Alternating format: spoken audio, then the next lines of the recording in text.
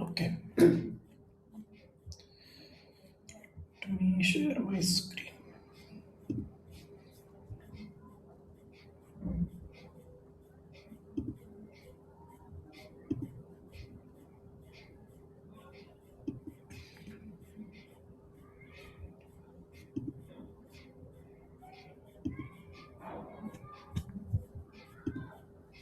Oh, is the Excalibur screen visible?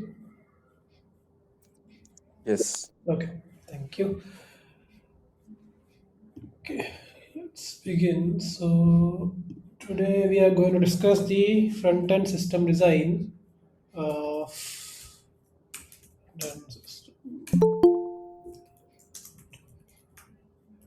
of a chat web application like WhatsApp web, or even sometimes you might have accessed Slack on browsers. So, those kind of applications. Okay, so we are going to follow the radio format. If you are not aware of the radio format, one second.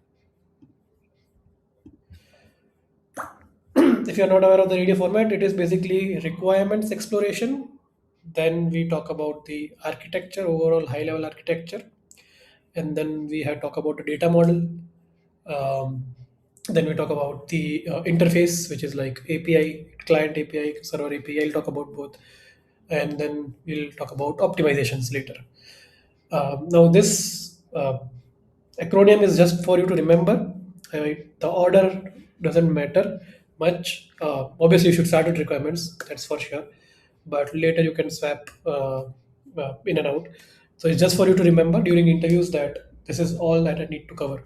So I'll just write it down over here so that we don't forget. RATI. Oh, just a second. Okay.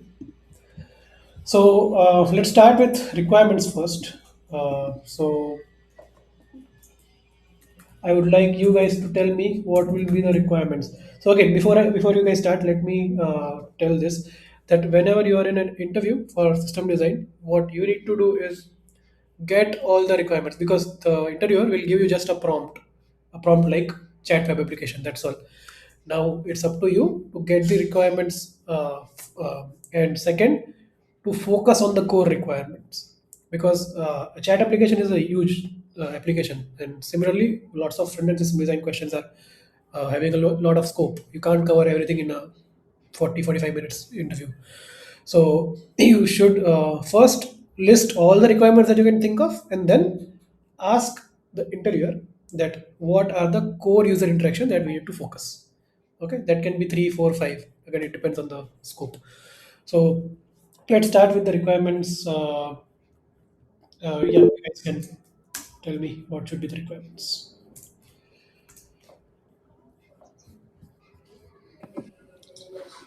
So type of communication, basically text or audio. Hmm. Okay, got it. So text, I would say images, or sometimes you can send video, audio. Yeah. So types of communication. Group chat or one-on-one chat. Got it. Com, group chat. Uh, yeah, group chat. I just said. What else? Let's first also list down two three basic ones. Okay. Just is.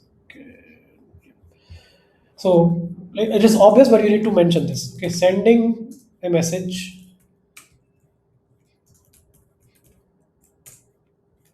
receiving a message, and see chat history.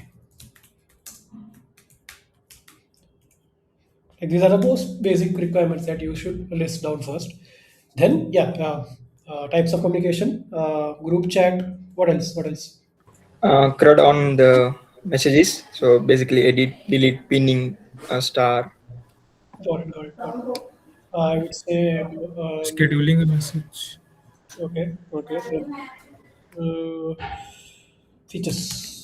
like edit, pin, reply, nice, etc. Then React. sorry, React. Okay, yeah, yeah, definitely reactions. Reactions. What else?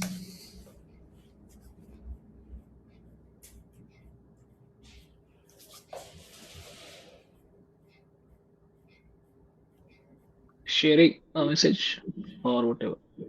Sharing a message as in you. I guess forward like how we do in WhatsApp. Okay, got it. Message chat. Deleting a message. Delete. Good functionality. Delete within a time span, I guess, because that's how it is. Okay, then now one more functionality that we will focus on, especially specifically for when I say browsers, that how does your application work offline? So offline mm, behavior.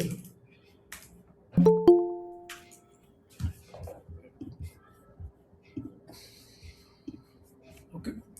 Now, sometimes in the requirements, after you list out the requirements, you can ask, or during the requirements, you can ask certain questions. It can be as basic as like, is the message going to be real time? Right? It's obvious, but still you should ask that. Yeah, the message should be received real time. So I can just list it over here.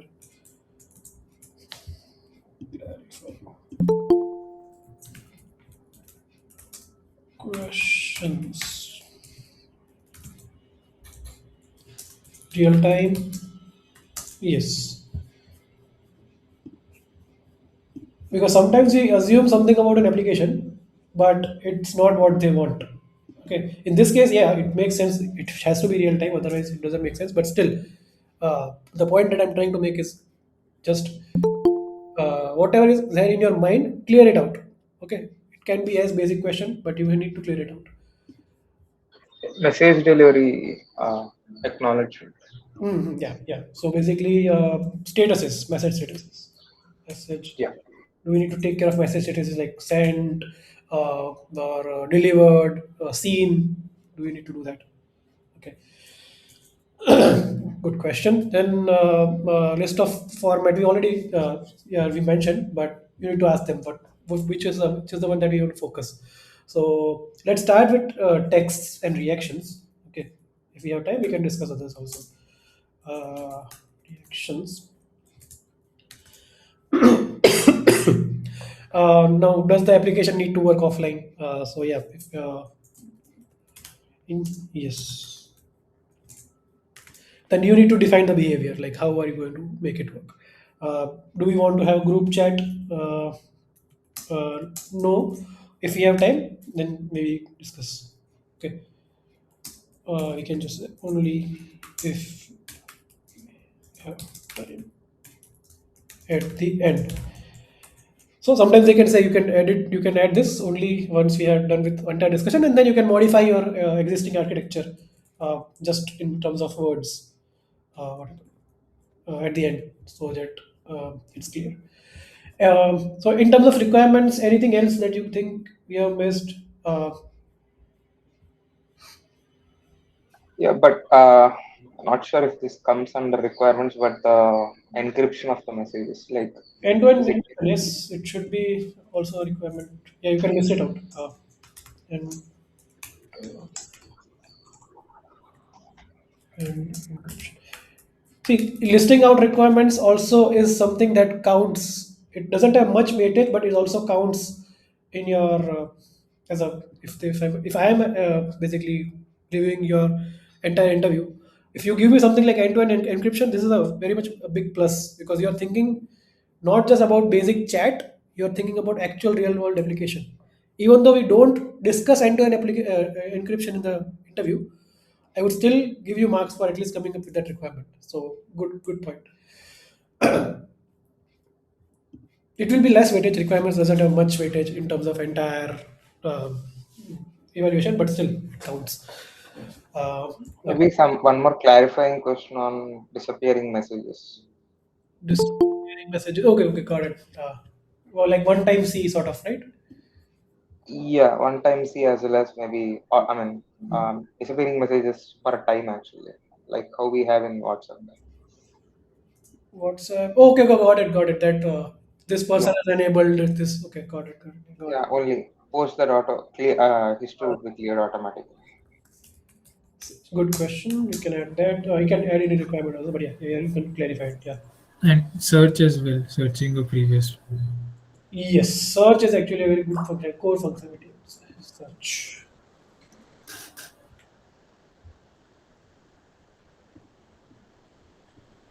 Then you can clarify here. So let's say you add search in the requirements, and you can ask like search within the chat,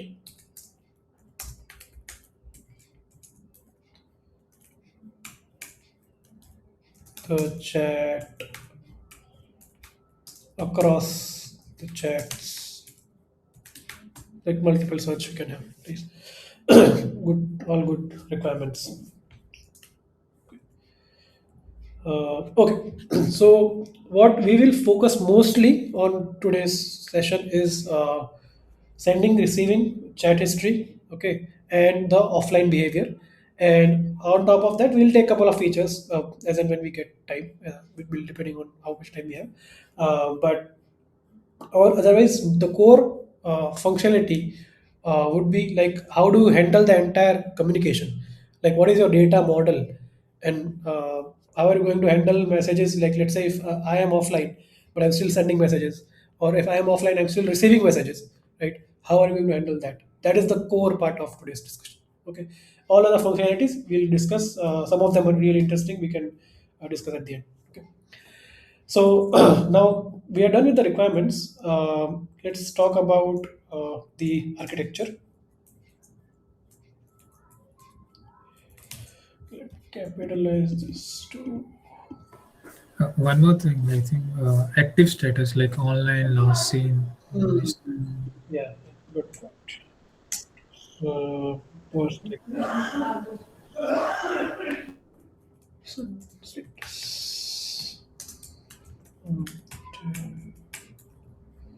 Well, I'll just say online, offline, online, or maybe last seen.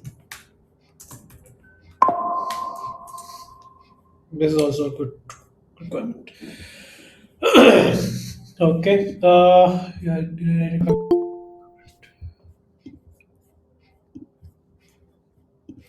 okay. Now let's come to the architecture. So before we talk about the architecture, let's discuss about some scenarios that might be there with web chat applications, which usually you won't see in normal like desktop or mobile chat application. Is that if you are using the application on different tabs in the same browser, okay, then how do you handle that? Like, let's say you are typing a message in one of the uh, tab, right? And now, how do you handle that? Like, you just rely on the server that once you set the chat, and it will be received by the server, it will forward it to the chat recipient. But how do you track it on your second tab? Because sometimes it happens you have too many tabs open and by mistake or something we have multiple chat tabs. Now I was working, I sent a message in some chat tab, and then I was back to my work, and then I by mistake opened another tab. I see that I have responses but I don't have my chat that I sent. Usually this doesn't happen, but how does this not happen? How do we take care of this? Okay, so that is one tricky scenario, so let me just add those. uh,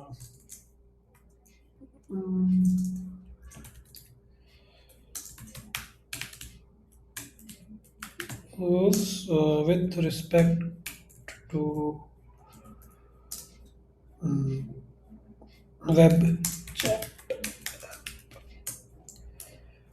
using in different tabs. Another would be like using the application in among different devices. Let's say you're using in browser, then you went offline. I mean, you're not using your laptop now. You're somewhere else, and then you're using in your phone, right? So using the app across devices, and then let's say application goes offline. We already discussed that, but yeah, I'll just mention behavior. It can be to your network, it can be you went under a tunnel or whatever. It could be anything. And I think those are the tricky scenarios that we can handle. Anything else tricky scenarios with respect to web chat? You can think. I mean, offline will be applicable to not just web chat, even for normal. Even if you have desktop, it should still apply there.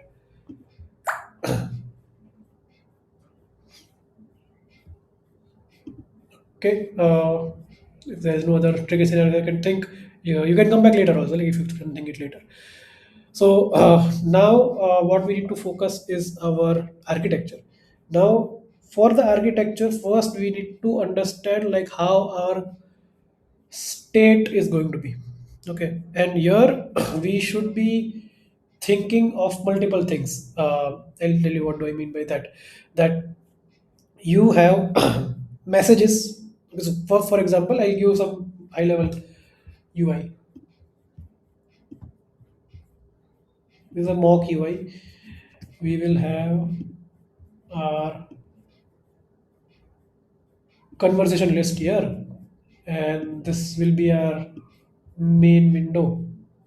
Okay, here it will be your text window where you type input window basically, and then there will be a couple of text.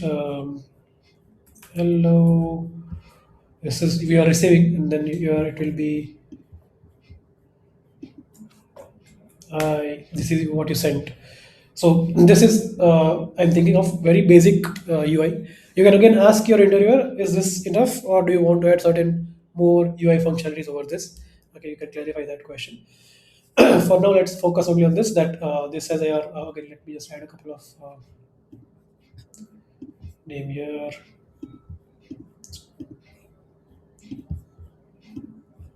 So,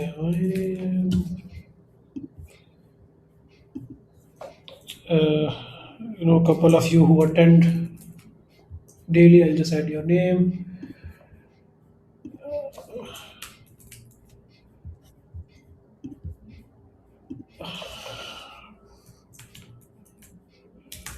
Okay. So like this will be your list of chat conversation list basically. Okay. Um, then next, let's focus on now how do you manage the data over here. So you literally might need to manage it like a database.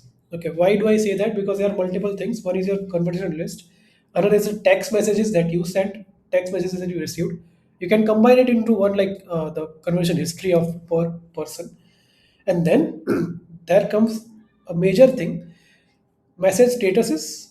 Okay, that's one more thing that we're going to talk about, and another is your status of the messages that you have sent, right?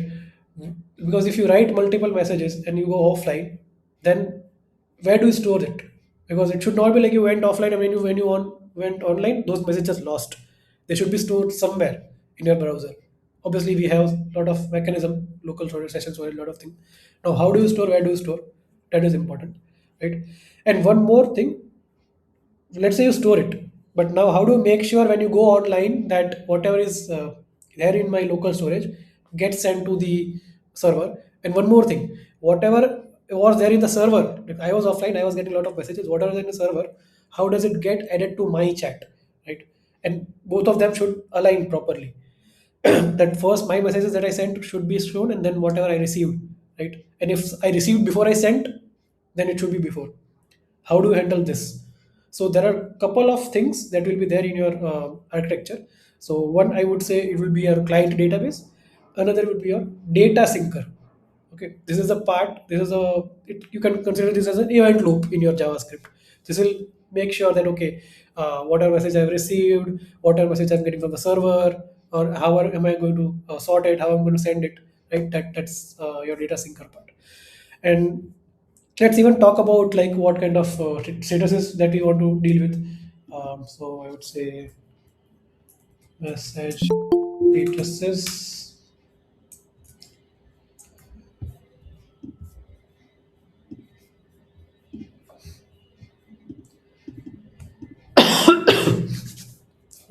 Yeah, you guys can tell me what are the different statuses.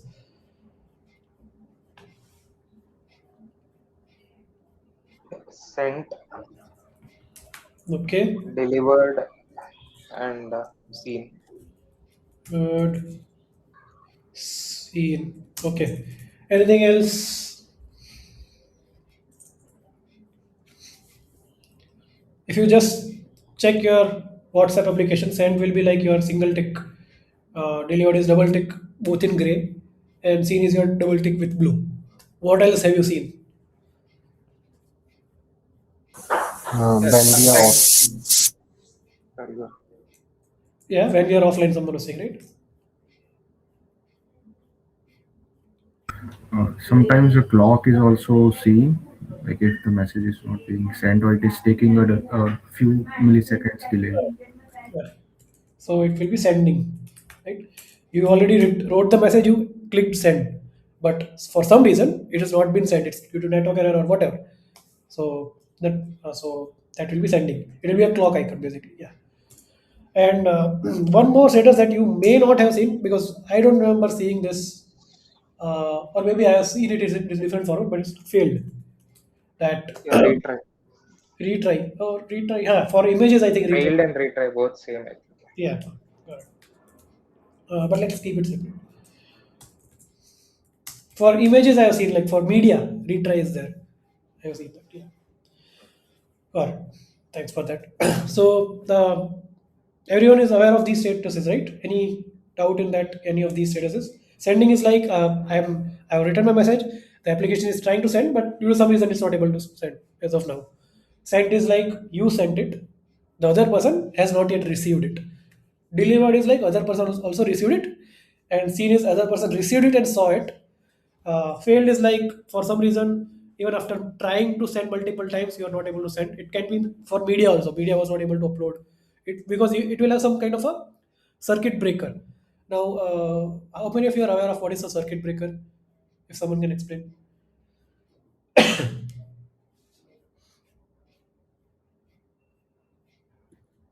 Yeah, when you have multiple services running on and one of the services failed, so you just avoid calling it to bombard it.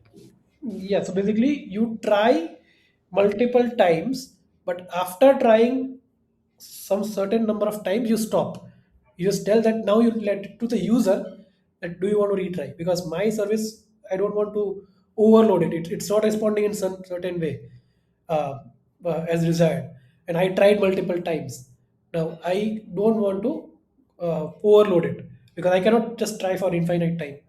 So at that time, you can just if you see if you any media in your WhatsApp, it will say retry.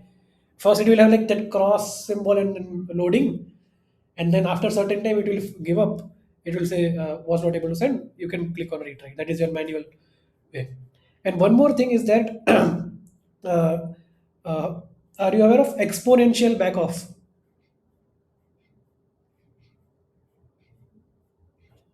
Anyone? You keep increasing the time between the failed requests. Correct, correct. So basically, first I tried my request to upload a media, for example, or to send my chat, and then I tried it again after 1 second. Then I tried again after from that time 2 second. Then I try after that 4 seconds. So it is exponential increase. 2 raised to 0, 1 second. 2 raised to 1, 2 second. 2 raised to 2, 4 seconds. The next will be 2 raised to 3, 8 seconds. Again, exponential. Like that I can define how till how much I 2 raised to 5. 5 times I want to retry, how many times I want to retry. So that is what is known as exponential because it is 2 raised to, that is exponent. And back off meaning after certain max tries, you will not try. Why do we do this? So that we are not overloading our server. Our server is for sure not responding properly. And now, let's say you, like you, there are thousand different people who are trying, right? not thousand lakhs. It can be crores people trying, and your service is definitely not responding properly. So it's better to give it some rest to the service so that it can come back up. Okay, and I'll try after certain long interval, so that okay, I gave the service enough time to recover. Let's try again. Okay, so this is what is known as your exponential back off. Now there is one more advanced thing to this, which is known as uh, the problem is known as thundering herd. Are you anyone aware of problem thundering herd? Yeah. Yeah, Yeah, it often happens in microservices where, I mean, at a point of time, all the services try to bombard the same service, correct. So like for a thunder. yeah, correct. So for example, let's assume that your chat application front end is working because it's in a browser. There's no issue. Your JavaScript bundle is working perfectly, but your services which support your chat application is down. Okay, and it is as is beyond the exponential back of time. If five retries happen, it's still down. It's like down for like 30 minutes or 1 hour. Now it's coming back up. Okay, and now you're somehow it communicated to the browser that it's there because it will be real time. It will have WebSocket. It will communicate that okay, I'm back. Now assume that since past 1 hour, whoever was trying to send messages or receive messages is suddenly going to bombard my service. Okay, my service may be able to scale at certain point, but it can be that concurrently or simultaneously it cannot. So what do you do is you add a jitter. Jitter is a random. You can consider it method or random. Okay, so you add a random delay in your, let's say that math.random will give some different number in my browser. It will give some different number in your browser. Like it will give different number in other browser. It will be milliseconds. It will, for me it will be 300 milliseconds. For somebody it will 400 milliseconds. You can keep up to 1 or 2 seconds. That's completely up to us. So in addition to your exponential back off, sometimes you can add jitter to it, so that it will be like if I'm doing third attempt, it will be 2 raised to 3, 8 seconds plus jitter, so that all of us are not bombarding the service together. Okay, so this is how you manage your service chat application, like the backend, and how do you not overload it from the front end. Okay, these are really good points to discuss. Okay, so I hope it is clear. Any queries? Let me know. I'll wait for a couple of seconds if you have any questions on that.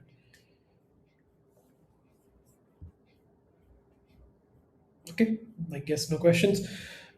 Now, yeah, in terms of like this is again a common question. You may not discuss. Uh, let's see you discuss. So in terms of rendering strategy, what do you think we should? This should be SSR, CSR, some other R, some other rendering. What do you think?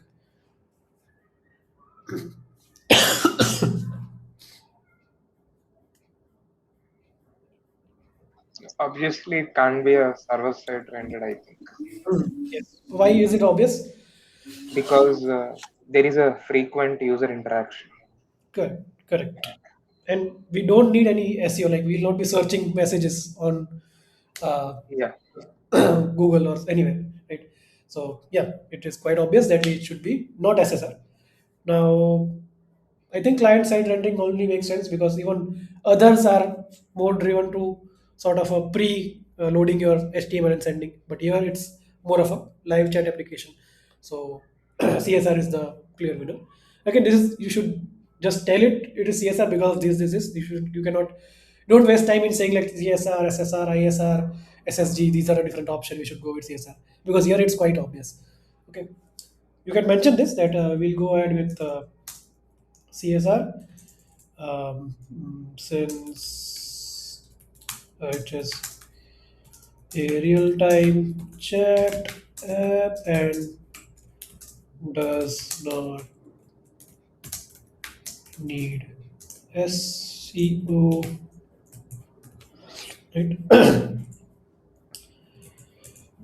Now, yeah, next. In terms of real-time communications, I guess we all know what we should use, but still, we should discuss what are the different options. So, Yeah, you guys tell me for real time communication, what are the different options? WebSocket. That is the one that we should use, but what else? Server side events, That server is sent events. server sent events. Yes. What else? Polling. Polling. Polling. So it will be polling. I would differentiate it in between short and long. Long, yeah, okay. And yeah, definitely the last one, which is web sockets. Now, I discuss this during all my system design sessions so that everyone, because I don't know, different people do it at different sessions. So, can someone tell me the difference between short and long polling? Yeah, polling is only like, I mean, retrying, sorry, not retrying, but rechecking for a particular amount of time and refetching the data to get the latest data. So short polling and long polling differ in the amount of time that we, I mean, cool down. Where I mean, amount of time we retry. Short polling is like we frequently refetch, but long polling is like, sorry, yeah, long polling is like we take some time, we cool down and then refetch. So, you are telling the main difference is the interval? Did Uh, Yeah, I think yeah. Based on the intensity actually. Like for notifications and all, we use short polling. It also depends upon the uh, consistency of that data that we require. Like if we need that data to, I mean, if you all want that particular data to be fetched like latest always, then if you want to know what is the latest data always, or what is what at what point of time the what is the latest data, then we use short polling is what I think. Okay. Long polling is like eventual consistency where we require, I mean, it is okay. Yeah. Got it. Got it. Okay. Anyone else would want to discuss the difference? Yeah, yeah. So short polling is like, I mean, we make a request and immediately we can get, okay, whether the things is ready or not. And long polling, and we will do on a certain interval, right, frequently. And long polling is like we will hold on to the request for a particular timeout or until our task is ready. If our, I mean, we poll it, right, and if the things are ready, then we can immediately get. Otherwise, we will hold on to the request for some amount of time, and then our request will expired. Yeah, and we'll Yeah. retry. Correct. So thanks both of you for the answer. Let me now explain it with a little visual. Okay. So let's say this is your client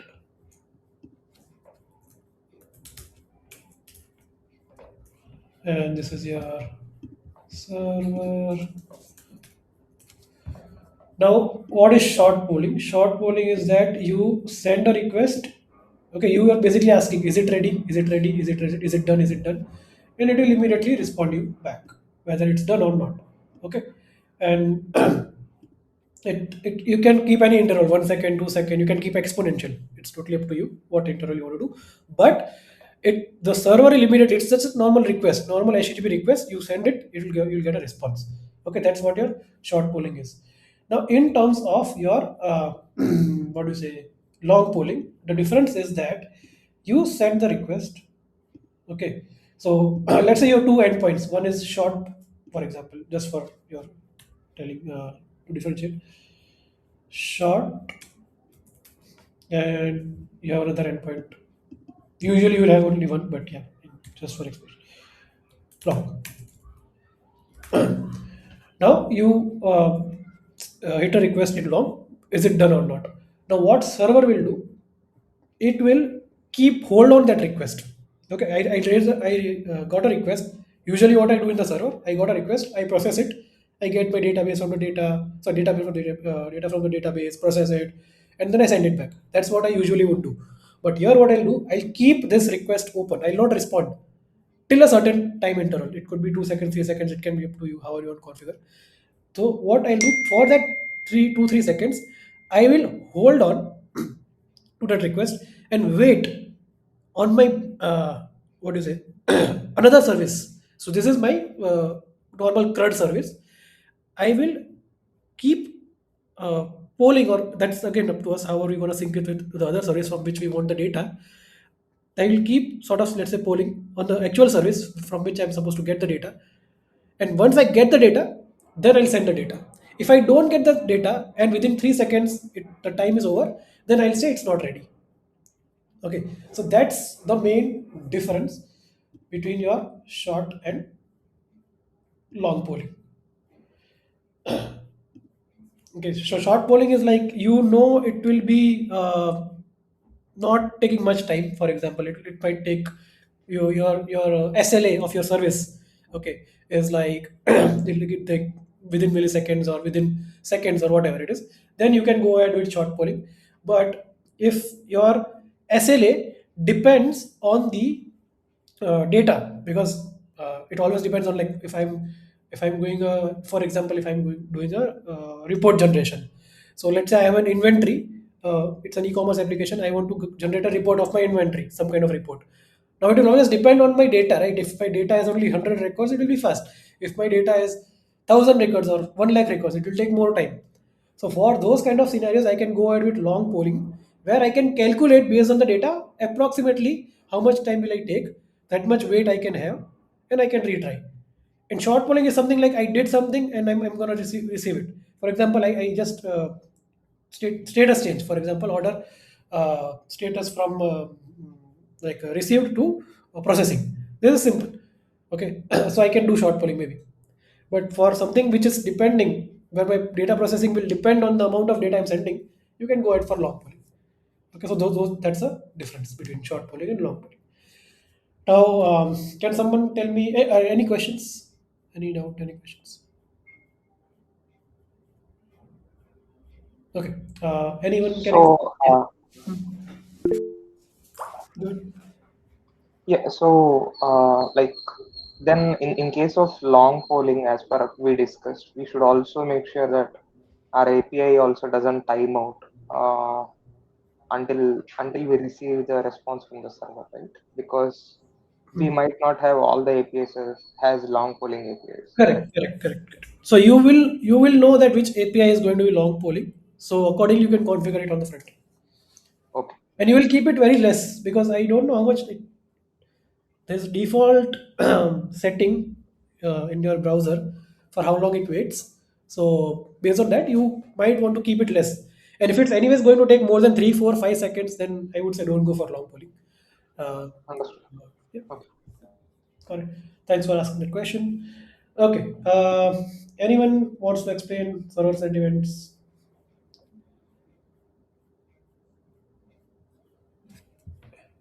So basically, this is a one way of communication from server to client.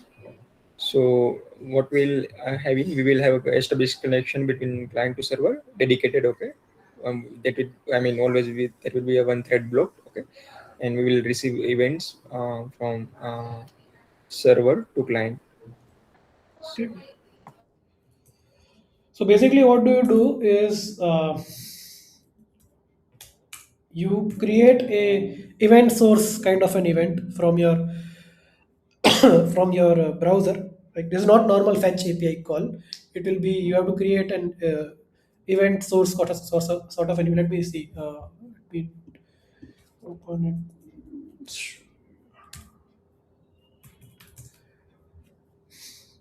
Mhm.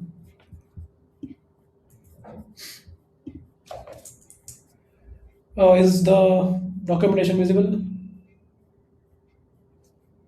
Yes.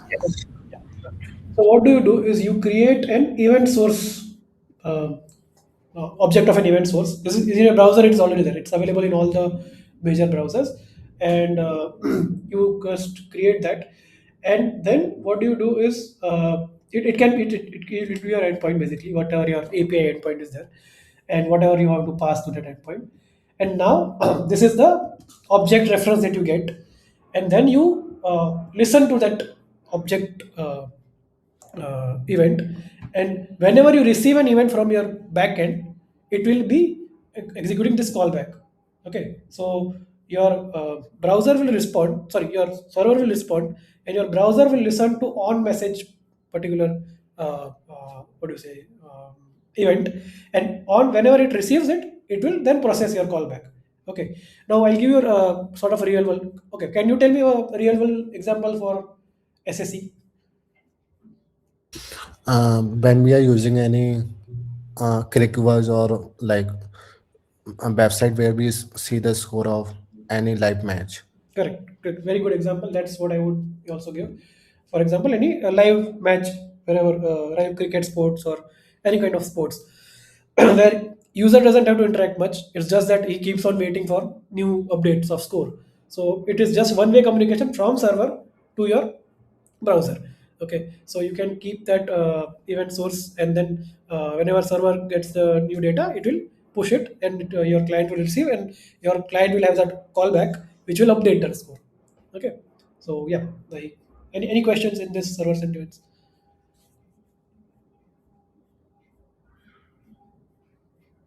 Okay, we're good. Now coming to WebSockets, who would like to explain WebSockets?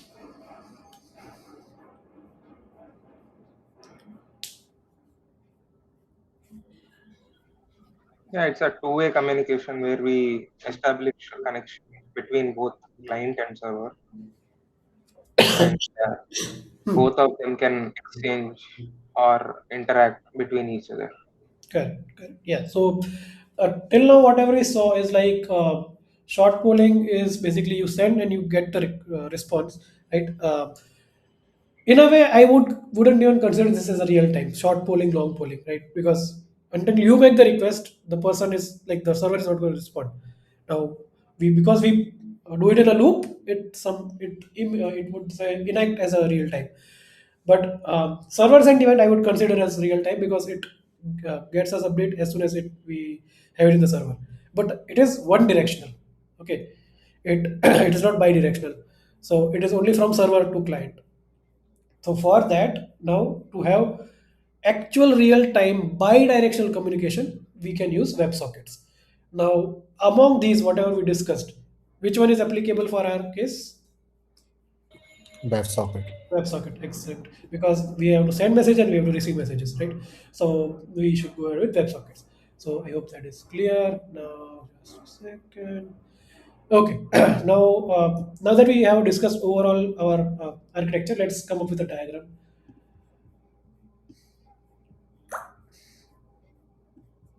Okay, we'll have our client. One more suggestion is that whenever you are preparing for any, or whenever you know you have a front-end system design interview, prepare with some certain kind of a whiteboarding application before. How will you create diagrams and stuff? Because at the time you don't want to waste time creating diagrams. Okay, so just an advice: make yourself acquainted to any of the diagramming tool. Mostly, no one will restrict you to any certain tools. You can use whatever you want. And if they have HackerRank, I think HackerRank internally uses Excalibur because I've taken and given interviews in that. It is a similar UI. So okay, actually my client will be big. So let me.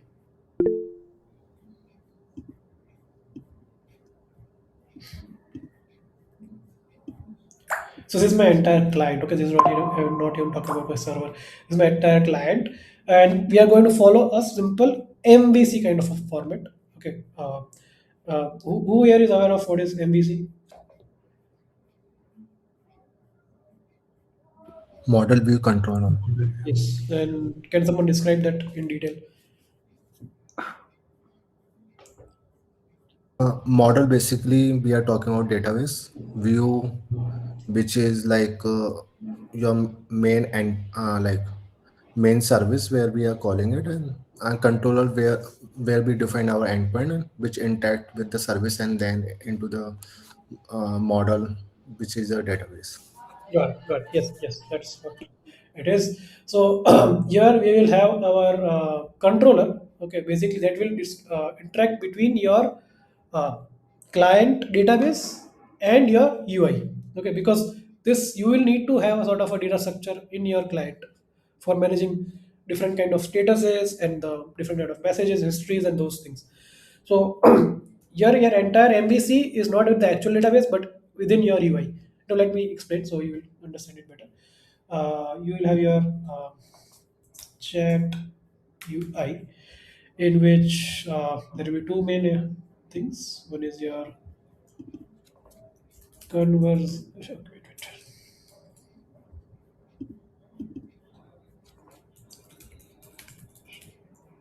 List and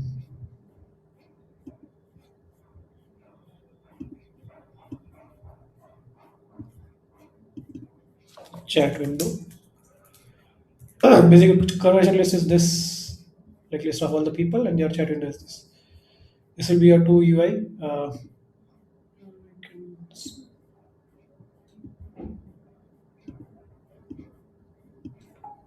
Okay.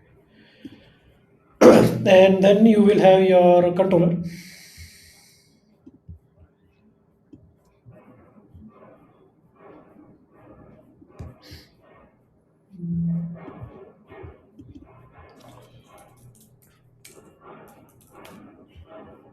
And I think I need to make this big. And this will be your data syncer.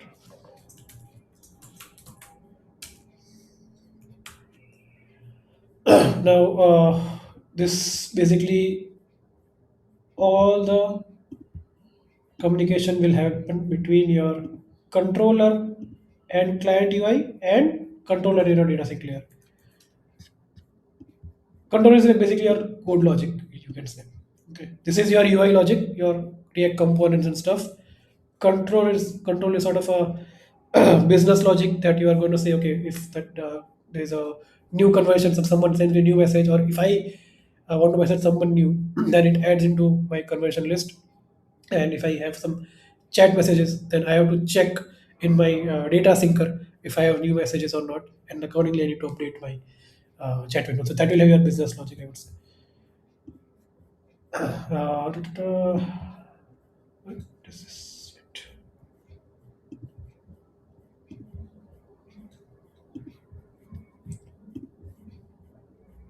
Again, one point I would say, there is no one single right design choice. You can come up with your own architecture. Okay, this is one that I am coming up with. So there's no wrong or right, but you should be able to convince the interviewer that this is a good design. Okay. That is there. And then in terms of data syncer, you will have your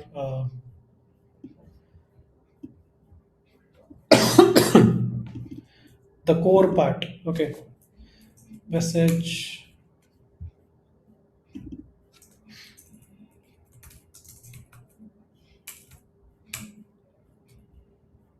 Euler, and your client DB. Now we'll define what is client DB exactly in the data model here. And then this entire thing, okay, will this your entire client will communicate with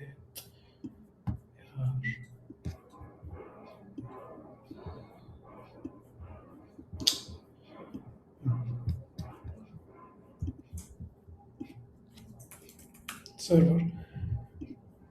This will be via WebSockets.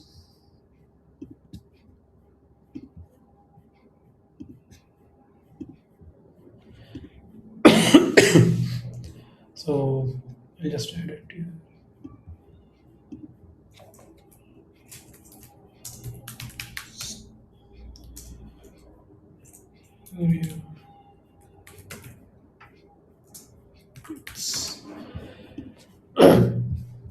No, I forgot to do this.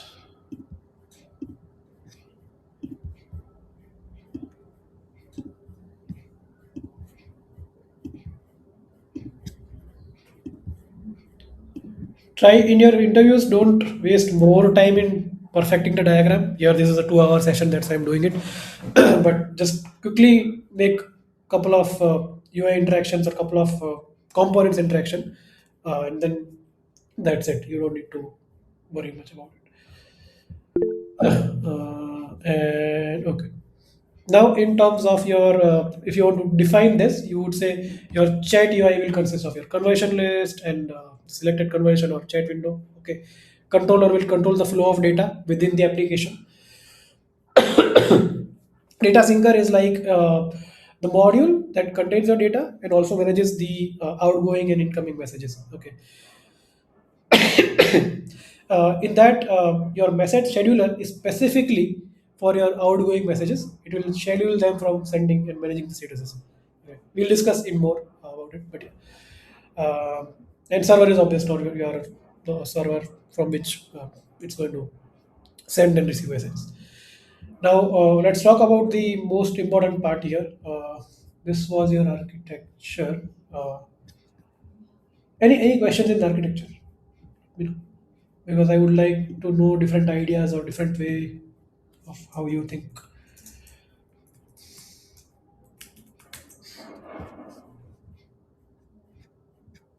Anything? Apur, I have one question. Yeah. It is regarding the communication medium. So when we are in an interview, should we need to explain in detail like about all the communication medium, or just name all the communication medium and explain like this is the best way to handle the chat application? Got it. Like you're talking about this polling, long polling, WebSockets, all those things, right? Yes, Got it. because it will take time. Yeah, got it, got it. See, good question. So, in your interview, based on the application that you're discussing, you need to spend some time in certain design choices and spend less time in certain design choices. Now, I'll tell you how do you make that distinguish. So, let's say you're discussing something like news feed, okay, or something like autocomplete or something like that. In that you have to really focus on how are you going to do virtualization, how are you going to handle the infinite scroll, how are you going to handle the basically like you're going to use the cursor based pagination or like offset based pagination. There you need to really define. Now here also, if you see in this chat application, we have our conversation list. We can discuss here the entire thing that I described now. But is it relevant to the system? No. So here, in this case, in your conversation list, you can tell if the interviewer asks that how are you going to handle this, you can in brief tell that I'll use virtualization and I'll use cursor-based pagination. There you don't need to describe in detail like we are going to use intersection observer or the scroll event base or how are you going to do cursor base or offset base. This is contextual, but here the communication part, real-time communication part is really important. So here you will spend time in explaining each and every communication, short polling, long polling, servers, event, web sockets in brief. Okay, if he wants to double click on anyone, that's fine. That he will ask, he or she will ask. But contextually, you should know which one should I focus on more, which one should I not. So I hope I answered your question. Yes. Thanks for asking that. Okay, any other questions on architecture or anything till now? Requirements, architecture, anything discussed? No? Okay, thank you. Let's continue then. Okay. Now the client side database. Now this is a little complicated, so I'm not going to draw it here. I have already a Mermaid diagram. I'm going to just inject it. I just if I figure out how. Okay, here it is. Text to the Mermaid to extend. Okay.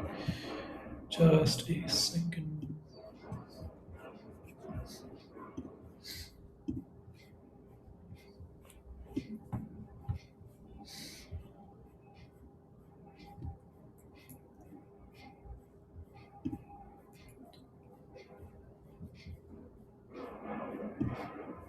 Okay.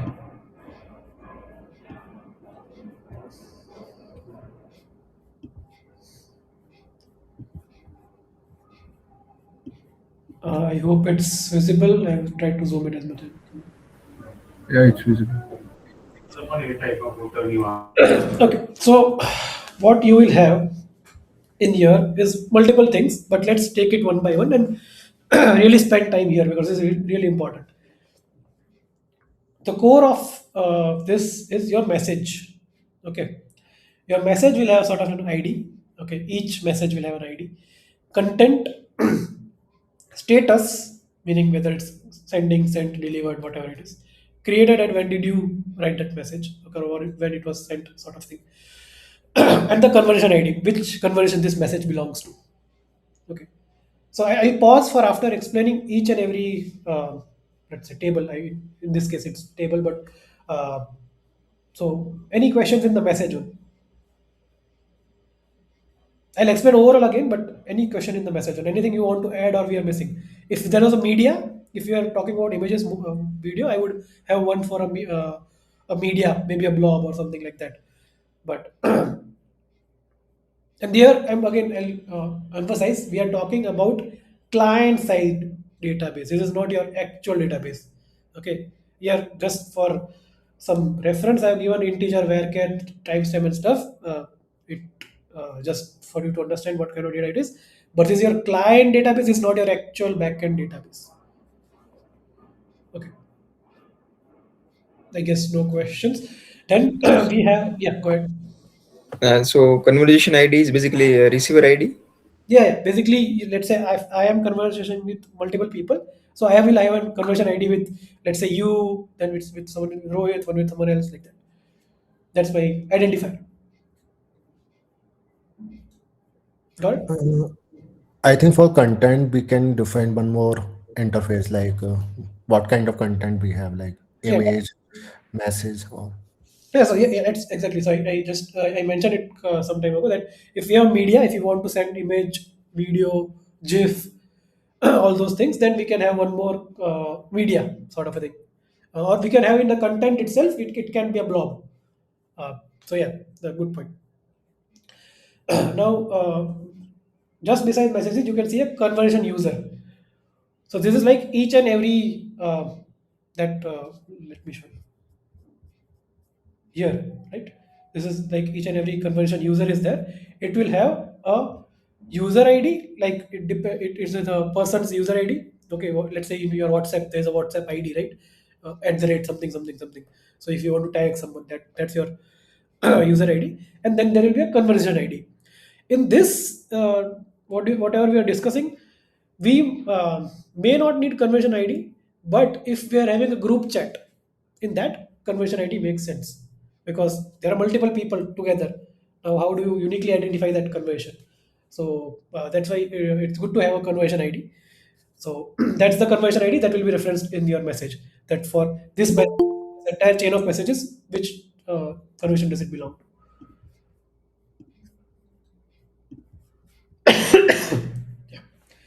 Then, if you see, we have a conversion below. Okay, that's a list of conversion, right?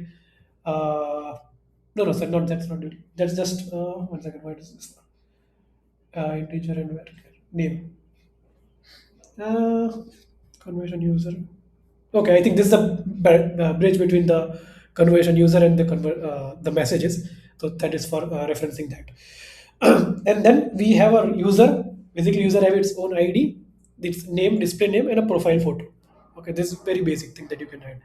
Whenever you are doing this kind of a data modeling, always focus on the core parts. Here, the core parts would be your message, your conversion users, and the draft message and send message.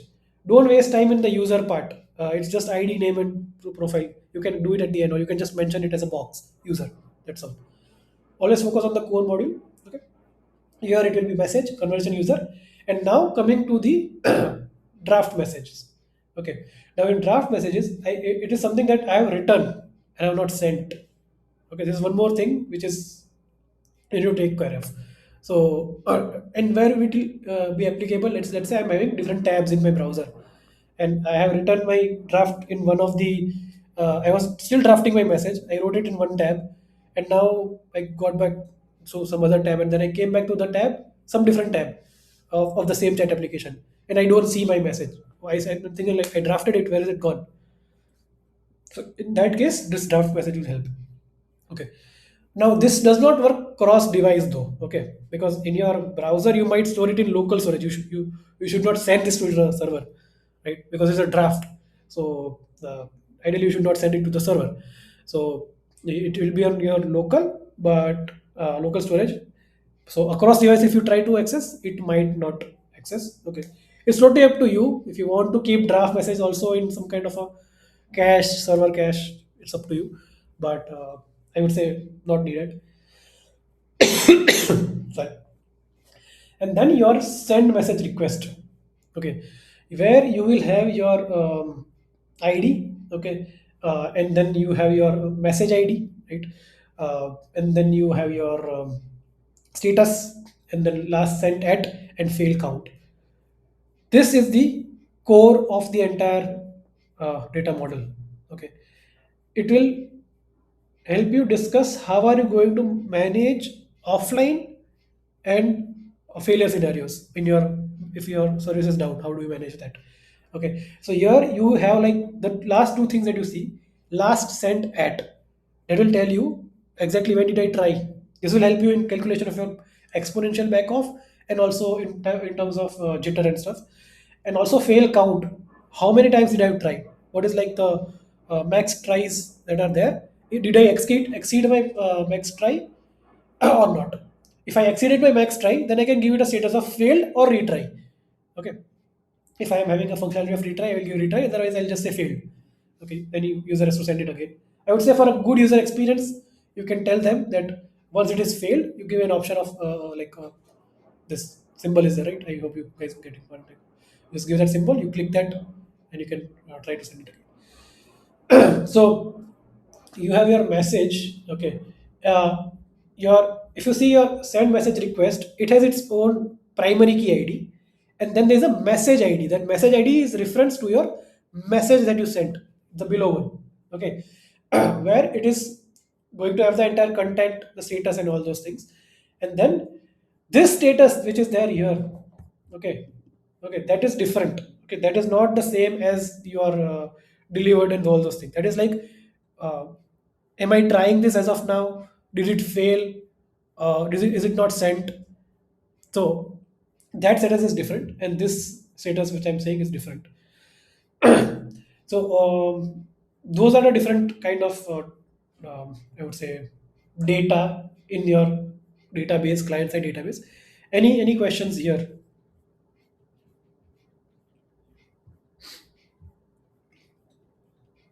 I have a question, Apoor.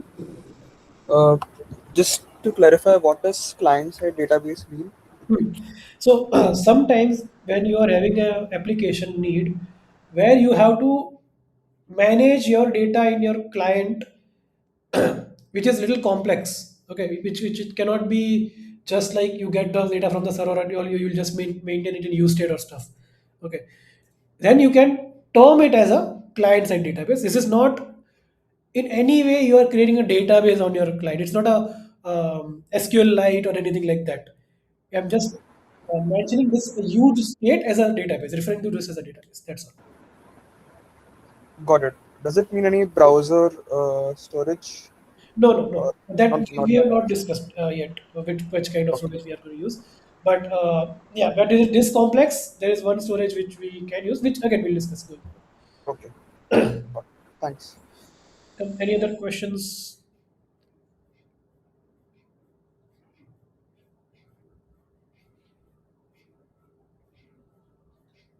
Okay, got it. Now, in terms of when you talk about state, there are two kinds of state. One is the server state and one is client state. I have defined this in my previous sessions. So, if anyone wants to give it a try, what is the difference between client state and server state?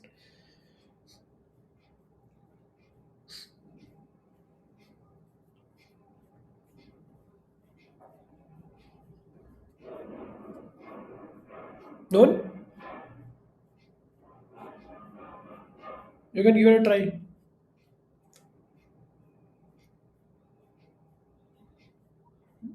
Okay, let me explain. So, your client state is something, let's say in your application, you selected one conversion. Right? Let me just scroll bit above. I selected, let's say, Rohit. Okay. So that is selected and I'm in his chat. That is my client state.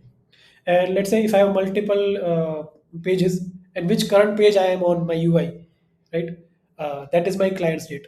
Then there is a form, for example, any kind of input field. Whatever I'm writing inside that, or whatever let's say, it can be a checkbox, it can be a radio button, whatever it is, whatever I selected there. All that is my client state.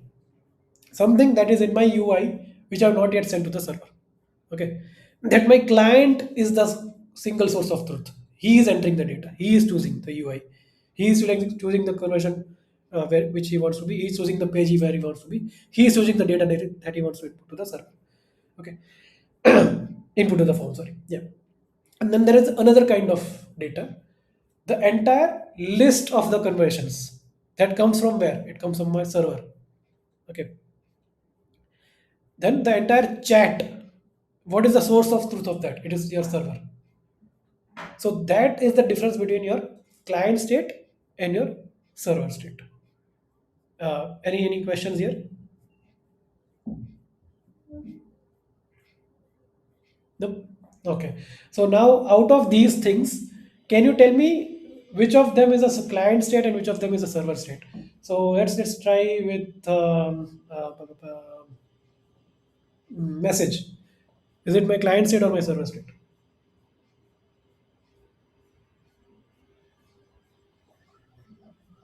Client state. Server. Yes, both good points. So I would say let's get more participation. What do you think? There's just one of the two choices. Just tell me one of them. I think it's a server state. Draft message should be a client state. Excellent. Yes. So your message is your server state. Okay, and your draft message is actually your client state. Okay. Then what about your send message request? That entire thing. Client. Client state, yes, because it says it is still in a client. It is try to send the message and see, retry and all those things. This is your client state. The user Server. server, correct. The entire data comes, or the profile picture, the name, the ID, or everything comes from the server. Conversion user or conversion list. I already talked about it. Still, No, server only. server. Correct. Okay, good. So now we have defined client state, server state properly, and we understand which is client, which is server. Any questions in this?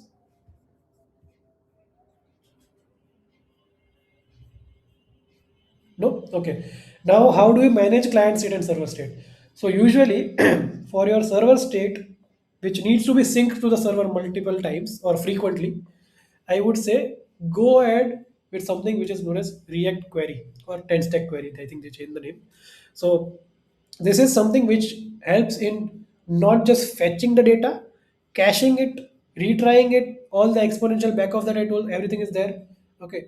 So that will take care of, if you have certain library like this, React query or 10 stack query, you should go ahead with that in maintaining the server state. For client state, it's totally up to you. If it is simple enough, go ahead with use state. If it is little complex, use reducer. Okay. If it is way more complex, go for Redux. So if you want to just try it with context, it's fine. So that is debatable, but you need to differentiate the client state and the server state. You need to tell how you're going to maintain each of them. Okay. Any questions before we move forward?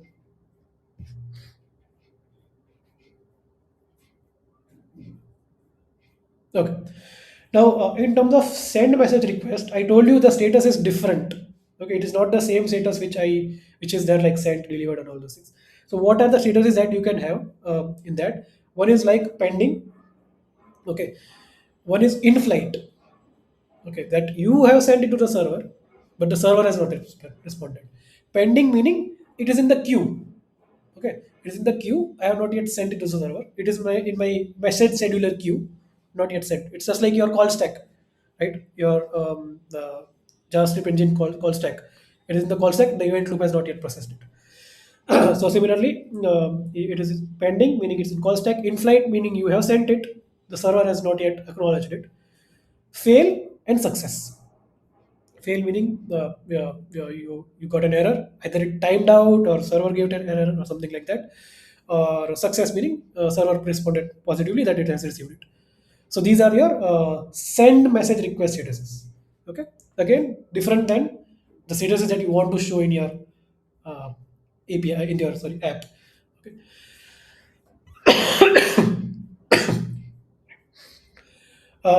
Other states that you can discuss in terms of your client is uh, conversation scroll position. Okay, you can take it up if you have time, or you can keep it as a at the end. You want to discuss this.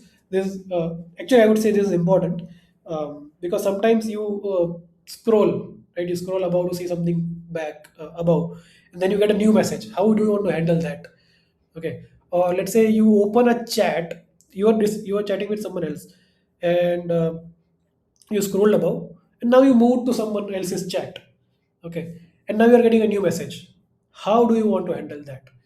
So this conversion scroll position also is something that you can discuss about. Now I'd like to know your inputs in this. How do you handle this conversion scroll position? Anyone?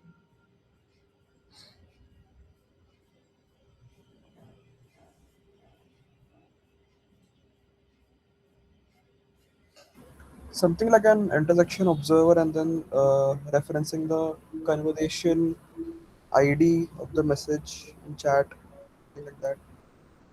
Uh, okay, that is one thing. But like, how will be a UX be? Like, let's say I scrolled above. Uh, Hmm. Now I'm receiving a new message. What? How would you want to be the ideal or your use case? How would you want to have that user experience? So there is a floating icon with new message, something like that, right, on Hmm. WhatsApp. Hmm, hmm, hmm. So you tap on it and then it takes you to the uh, Got it. latest chat. Got it. Got it. Cool. So yeah, there's a good user experience. So you can discuss about this in multiple ways. One is that we can have that sort of a down icon or new message. It is anything is fine. That indicates that there's a new message, and then when I click, it immediately scrolls me down. Another thing is that if you have the new message, you immediately scroll down the scroll. Now you can just discuss this that the second option is not a good user experience because I as a user was clearly going in my history and wanting to check something. Okay, wanting to refer some chat, but as soon as a new chat came, I was scrolled down. This is not a good user experience. Here is your user experience knowledge or your user experience choice comes in, which is also important in front end system design. So you should discuss what is not a good user experience and what is a good user experience, and why would you choose some user experience over another user experience. Okay. Another thing that we are going to do in this is like optimistic updates. So as soon as you send the message, you send it with a clock icon, right? The sending status. That means even though a server has not given any response, or even if the it has not been attempted yet to send to the server, you still are showing to the user that your job is done. Now I'll take care. Okay. So that is another thing that you can discuss that we'll do with optimistic updates, and we'll handle the status via like the sending, sent, delivered, seen, all those things. Now, let's talk about the entire uh, mm, message scheduler, and that will be discussing in the which is like our interface.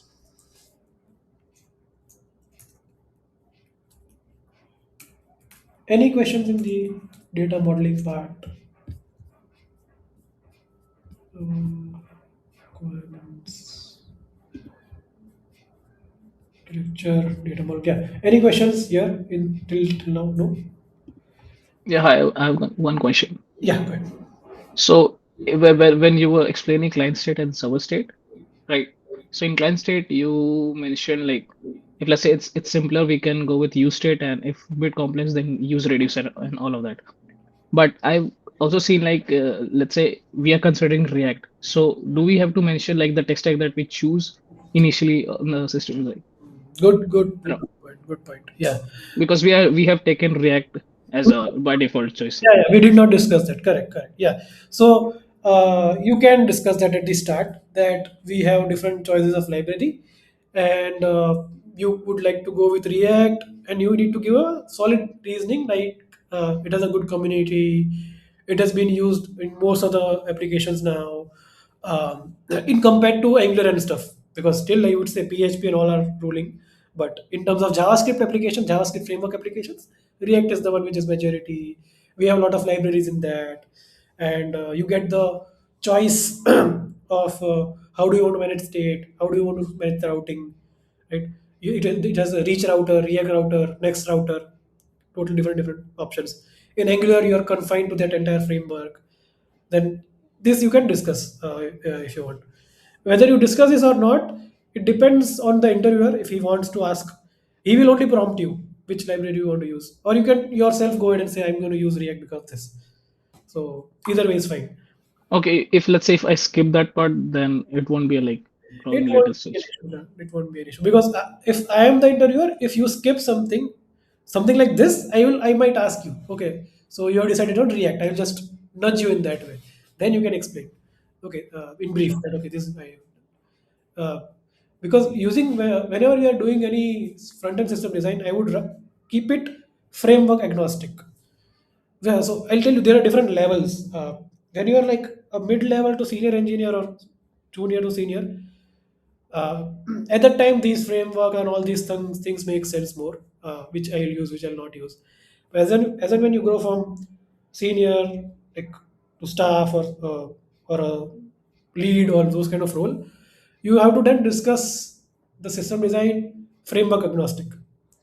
You need to focus more on the browser thing. You need to focus more on the web APIs thing, and how are you going to manage the entire state. More on the logic things rather than the framework or state management library choice and all those things. So this is how I've seen in my career. Also, I've seen this is how even I used to do, and how interviews I have taken and given in both ways. So now, whatever interviews I have given recently when I was switching, I have never discussed framework in any one of them, and we already always focus on the core of it. So yeah, thanks for asking. Yeah, thank you. Mm, sorry. Okay. Now, in terms of interfaces, we have multiple things that we're going to discuss here. One is your send message, obviously, right? And one more thing, we are having a web sockets, so it's not like we have different HTTP APIs over here. It will be just one HTTP connection which will be upgraded to the web sockets. Okay, that's just one HTTP connection that will help. Now, different APIs are the message. So in your web sockets, just like you have on message that I showed you in what do you say server set events, you can define different kind of message types. Okay, so we can have different kind of message types over here. So let me So I'll just mention here WebSockets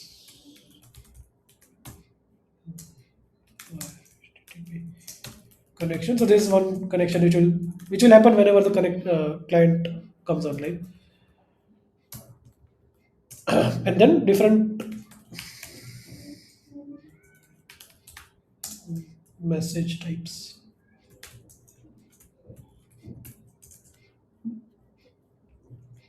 One is like your send message. So whenever you want to send anything, right?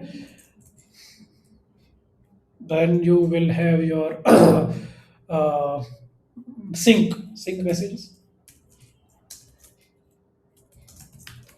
This is like your whatever the server has received. Now you are syncing it with your client, right? Then you will have your fetch conversations.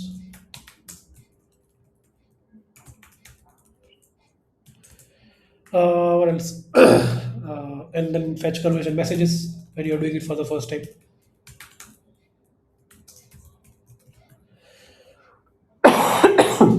If we have to add something, we'll come back to this. Okay. So did people understand what are the different messages types that I'm talking about? If you are not aware of WebSockets, it might not make an immediate mental model with it. But uh, let me explain it in a high level that whenever you go to like chat.whatsapp.com, you will first do an HTTP connection with your server that gets upgraded to WebSocket, and that's the only HTTP request that you make. Now, whatever communication that happens between your client and server, that is via WebSocket messages. Okay, and it will have like a type and a payload sort of a what do you say body. Okay, so these are different types. Okay, and in the payload it will be the actual content that we send. I hope it makes sense. Let's say in terms of send message, what we do is like we add a message in our client table, which is which one? This one, send message. You can refer it as a send message request state or a send message request table, totally up to you, but make it clear to the interviewer that you're talking about client side thing. Okay, so you will add the new message in your send message request, okay, with the status of sending. Okay, sorry, pending, not sending. Sending is here in your message. Pending will be there in this. Okay, did we define it properly? Let me write it down so that we don't get confused. God. I hope I will be able to move this down.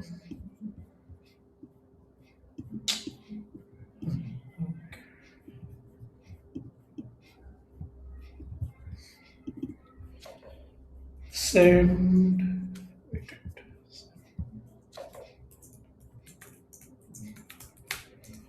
status is pending,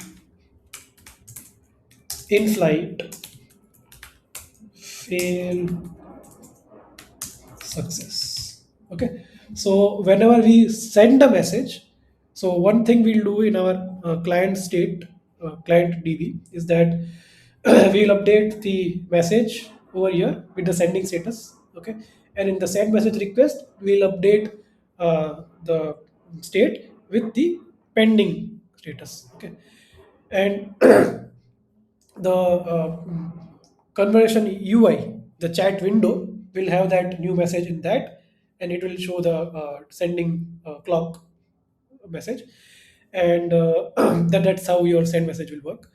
And then in terms of sync outgoing messages, now once your message is there in your send message request, you can periodically. So in terms of periodically, either you can do. I would say you do a throttling over here. Okay. So there are two ways of when you are sending multiple, doing multiple API calls. Okay, you would either do it via debounce or via throttle.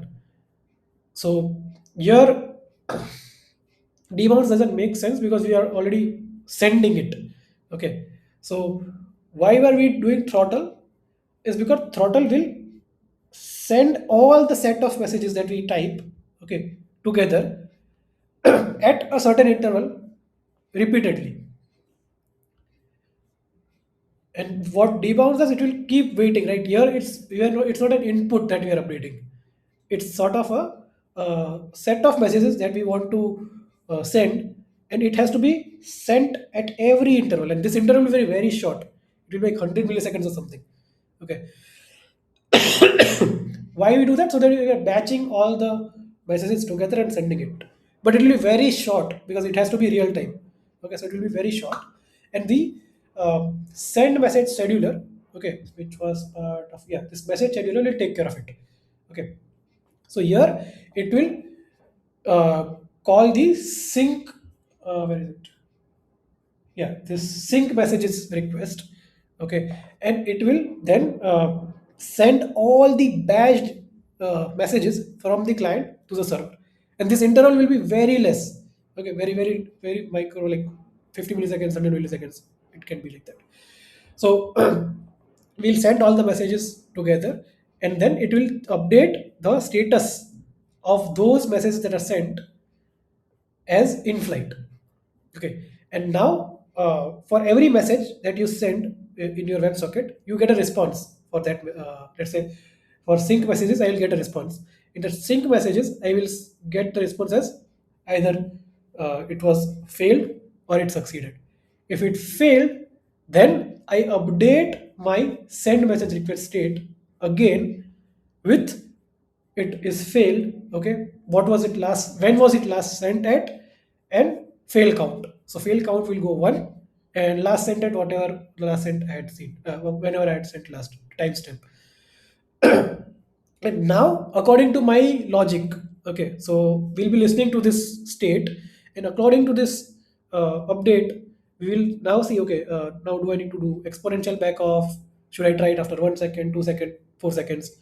And accordingly, we'll have our retry mechanism. All of that, this message scheduler will take care.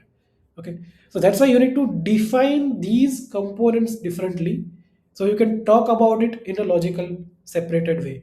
Okay, if you just keep it as a data sync layer, it might confuse the interviewer. You might be able to explain it, you might think that you are knowing and you are explaining well, but uh, interviewer should make a sense of it. So that's why client DB is separate thing, message scheduler is separate thing. This entire thing is your client DB. Okay, and message scheduler takes care of the entire syncing part. So that is your sync outgoing messages. Okay, and in terms of what do you say, once you are sending it and it succeeds, okay, then accordingly you need to in your sync message response, it will have that it is succeeded, and then you will update it that's delivered. Now for red, right, for red you don't send any messages from your client, it will come from the backend. So in that case you will have let's say, let's commonize it as a server events. Actually, just a second. The sync messages, when it succeeds, it will just show it as sent, not delivered. My mistake, because you can only control that part from your side, whether it's sending or sent. Delivered, the server will let you know. Okay, the server will send an event that it is delivered, and once it is read, also the server will send an event in your WebSockets, not an event, it's a message from your servers that it is read, and accordingly then you update your UI to blue ticks or however you want to handle that. So these are the different type of messages. Let me repeat it. Fetch conversations, meaning get all the conversations that are on my right sides, right, this left side, and then fetch conversion messages. Again, these two your client will send. Okay, sent by client.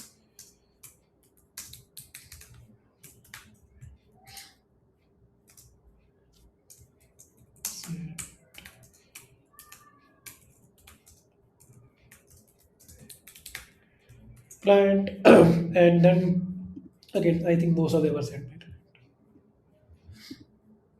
by client, sent by client. This is sent by server. So it, what will it have, like delivered, and then read.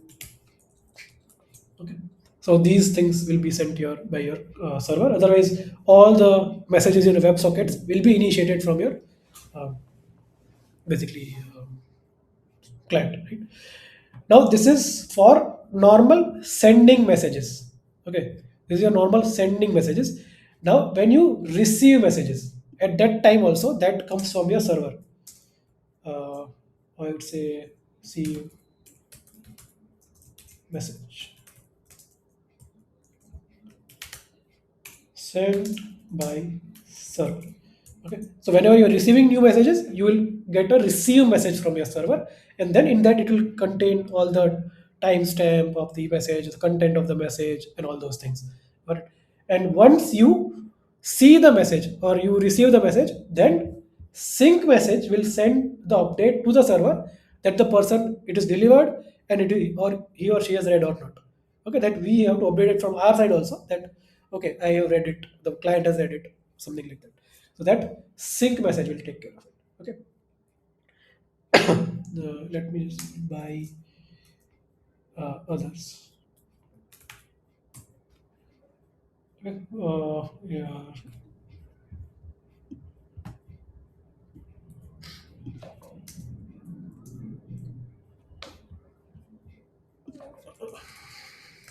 by us, or by client. And not just that, it takes care of the what do you say outside message scheduling, scheduling, processing, anything you can mention it.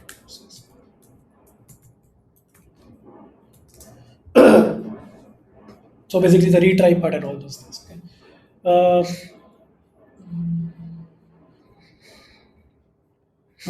okay. So any confusion over here? Any questions, queries?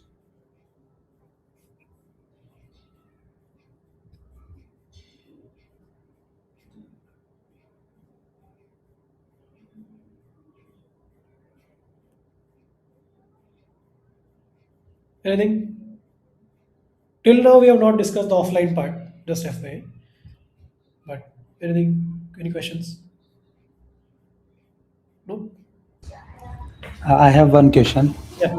So the initial data that we get, like we may have some history, the initial data we get, that may the conversation can be very long, right? It may be running from 2, 3, 4 years. So how in that case the response should come? Very good question. Got it. Got it. Got it. Yeah. In that case, so if it is, so we can have in our logic, in our backend logic, we can have it like we process it in chunks. Okay.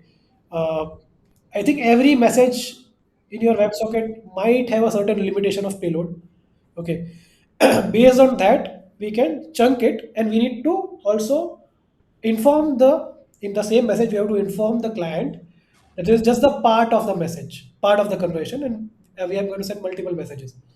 Okay, and then the on the client side, we need to process it that okay, I have entire history of it, but the history is coming in chunks, so I need to process it accordingly.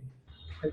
So that can be handled one in their fetch conversations. Okay, when you do fetch conversations, the what do you say, the server will respond. Okay, in that respond, we can have one of the properties in the JSON payload as like in part or sort of in progress or something like that, chunks, something like that, and we will take care of it on our client side.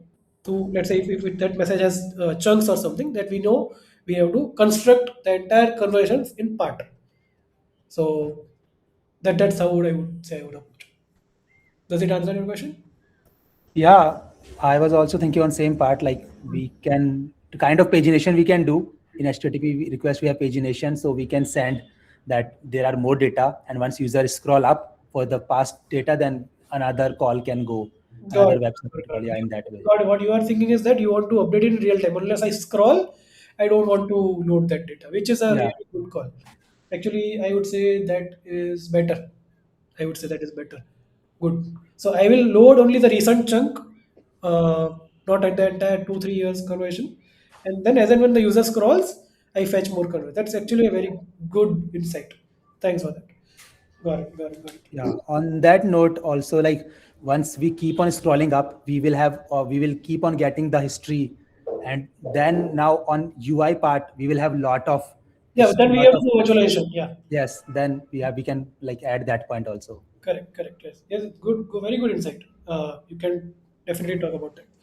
I'll add it in my when we I discuss. think Yeah, that's how WhatsApp web works actually. The same how we discussed. got it, got it, got it. Got it. Cool. Uh, Anything else? Any queries? Any insights? Any inputs?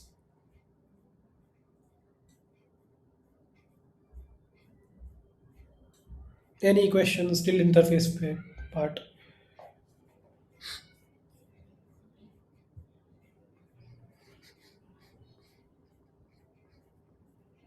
Okay. So now we come to the optimization section. Some of the things that we discussed here, you could have discussed in architecture. It's totally up to you. wherever you want to discuss, you can discuss in data model. Some of you things you can discuss in interface part, but I'm going to group everything here in the optimization section. Optimizations. First thing is that your client DB or your client mega state. How are you going to store that? So let's discuss about different web storages. Like what are the different web storages? Local sessions, local storage, session storage. Okay. Which one do you think is relevant for this? There are many other as well. Index DB. Mm-hmm.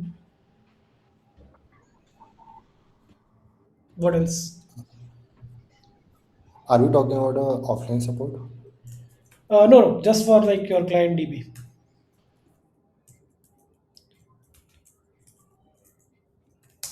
So you guys mentioned local session. First, let's just list all the web storages that we can use. You guys, this is what you have mentioned till now. Anything else that is available in your browser? Cookies. Cookies, yes. And anything else?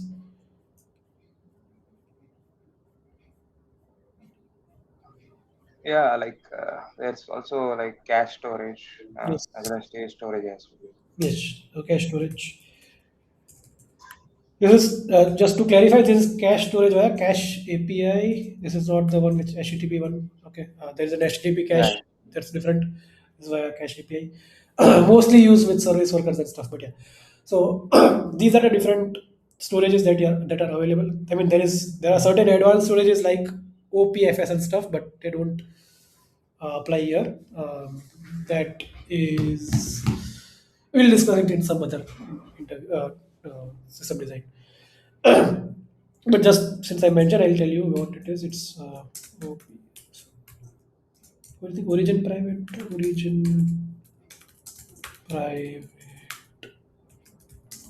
file storage.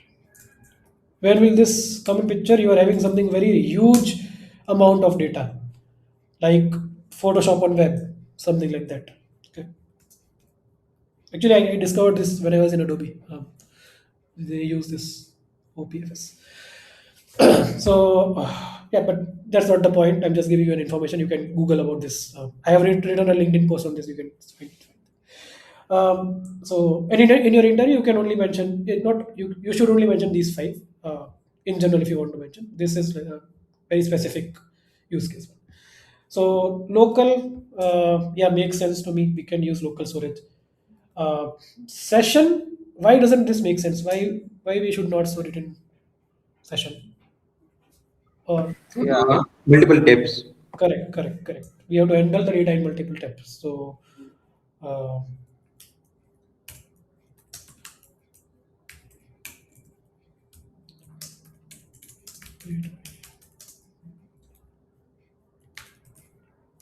and also it will be lost once you close the browser, right? So yeah, but this is one of the main reasons. Yeah. So not session. So local cookies.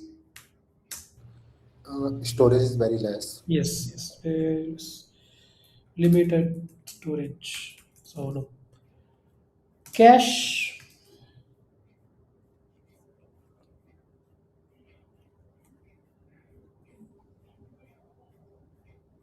Same thing, limited storage, and it is only for the HTTP request.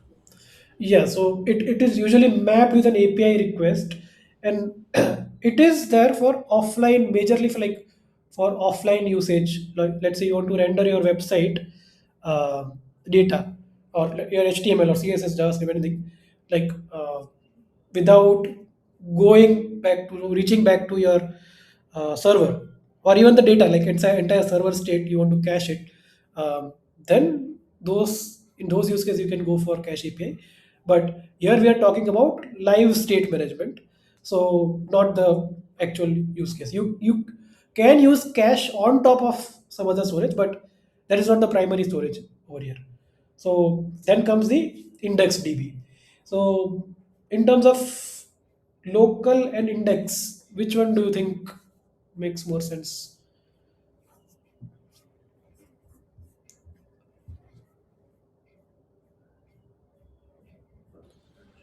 I think like if you want to store general information, local storage is the best option. But when you want to add a offline support or have a large data which you want to maintain on browser, then IndexedDB is a good choice.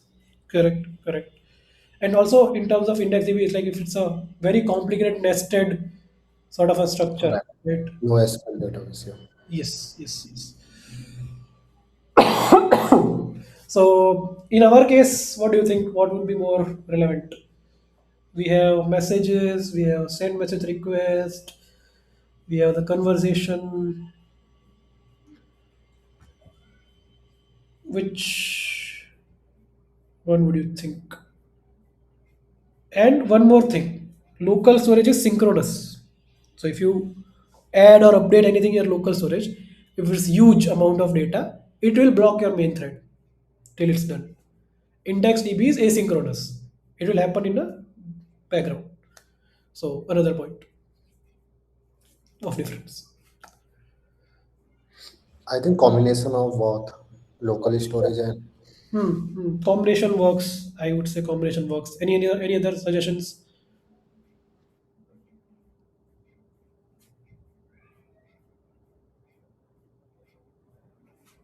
Okay, I think combination works.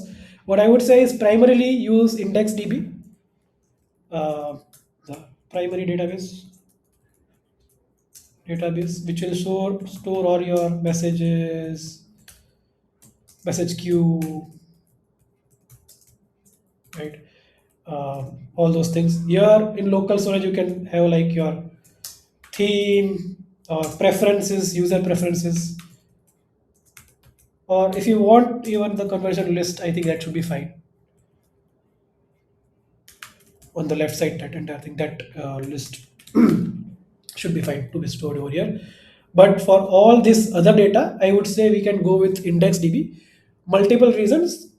One is you might have some sort of a nested structure, which if you try to maintain in local storage, uh, one more thing, yeah, in local storage you have to convert it into a stringified way.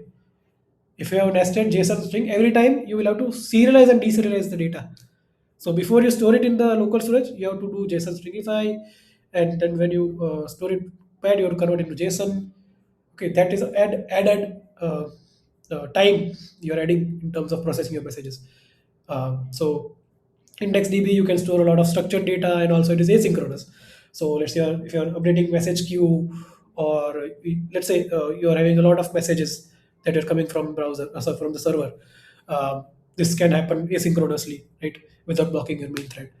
So these are the reasons that you can give for your primary choice of IndexedDB. Let me mention them also. IndexedDB as primary state deep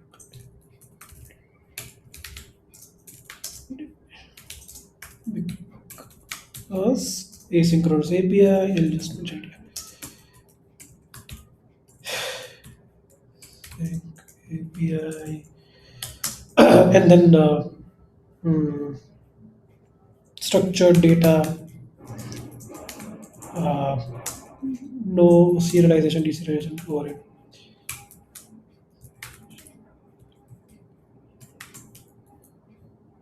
See,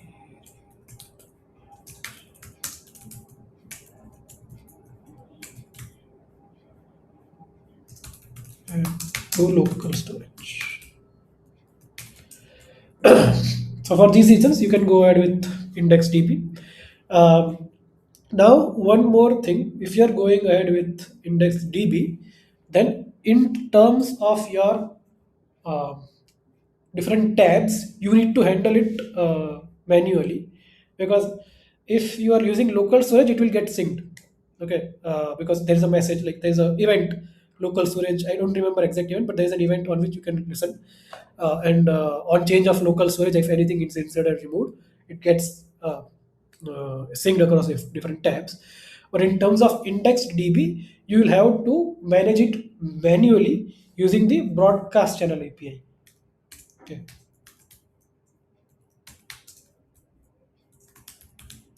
API for syncing data across tabs. Please broadcast.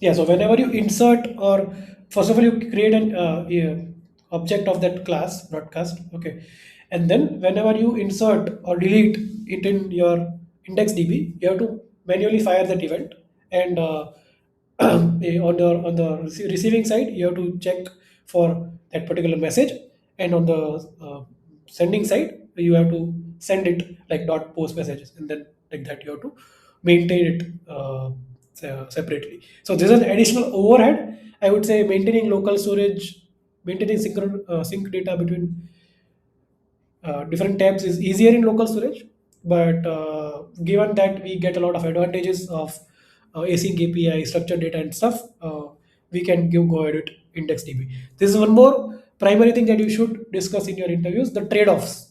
That even if you're local, even if you want to go for local storage, you can tell, so that I'm able to easily synchronize database between my tabs. So I'll go ahead with local storage. You can define it like that also. It's totally up to you. Okay. To me, it makes more sense that we go ahead with IndexedDB as our primary state management layer. So that correct. uh, So, Apurva, one question here. So, uh, for example, we open 5 tabs, right? uh, And we need to sync manually, right? So, how the connection will look like? I mean, if I sending message from tab 1, right, and opening tab 2 to receive it, then again sending on tab 5, right, opening tab 4 to receive. uh, So, if uh, we are two tabs are fine, but I think if we scale the tab, right, I mean more than 3 or 5, right, it will got be failed. Got it. So basically, your index DB would be shared among all these tabs. You can configure it like that. Okay, like per your domain, there will be a domain, right? So you can make sure that it is shared like that. And in terms of your WebSocket thing, you have to add a logic in your client side that for the same domain you don't create it's, if it there's an already an connection which is happening from your client to server, you don't create another uh, sort of a HTTP connection. Okay, and so that you are managing it from only one source of truth. You don't have multiple source of truth. So that's how you should logically add it in your client layer. That's what I'm thinking. I have not practically done this, but that's what I would say. I would go with. But really good question actually. Any other ideas on this handling this? Anywhere else?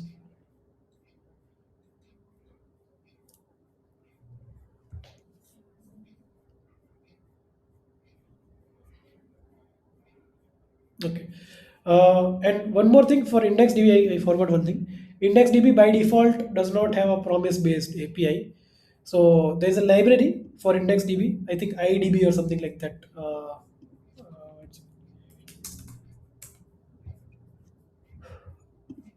You can use that is a promisified version. So you can use that. So this is like ID IndexedDB but with promises. Okay, so you can go ahead and use this library, even though it is asynchronous. Uh, for some reason, it's not supporting promises. I think as of now it doesn't. Maybe in future it might. So you can mention that also.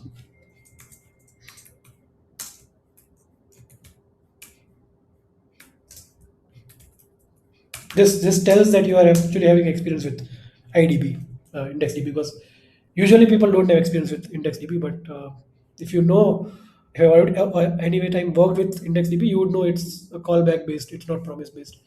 So mention this, it will give you additional points.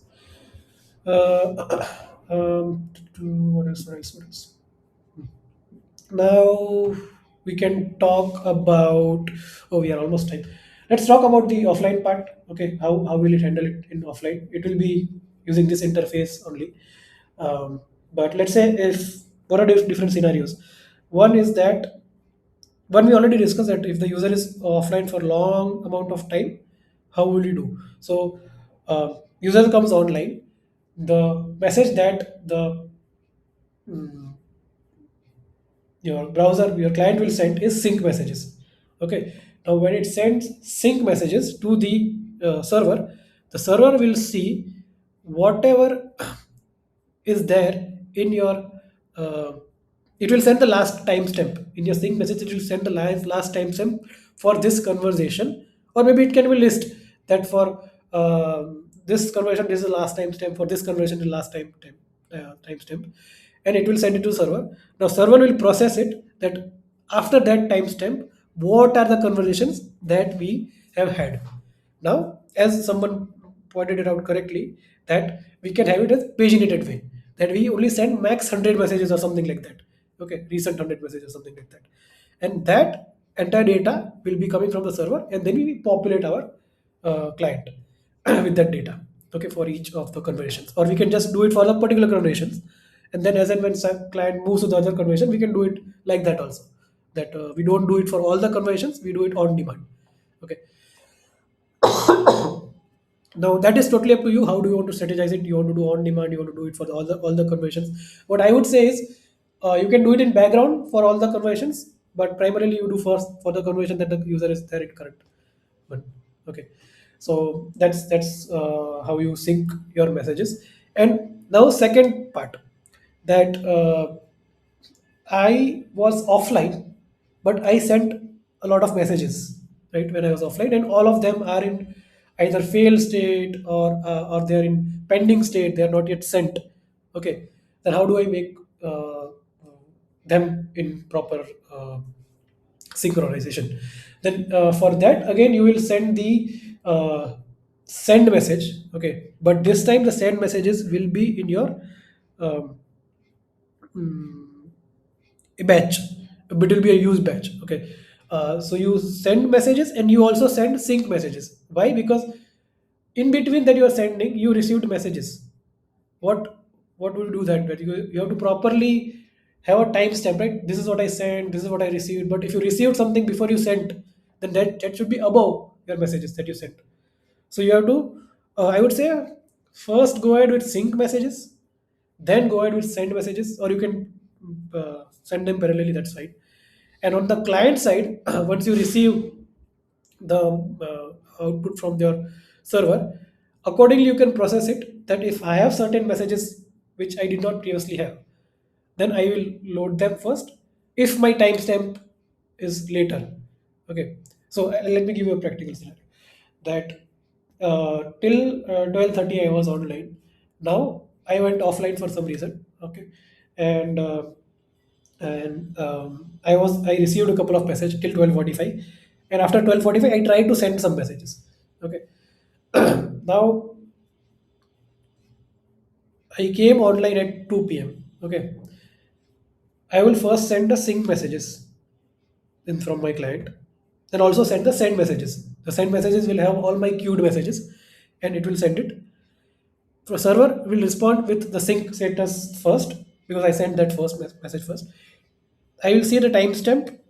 Okay, what timestamp is that message is there, and I'll also see the timestamp of my messages that I sent.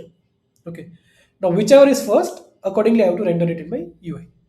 So that is how you will handle your entire offline to online state when you have sent any messages. Okay. Is it making sense? Is it clear? Any questions?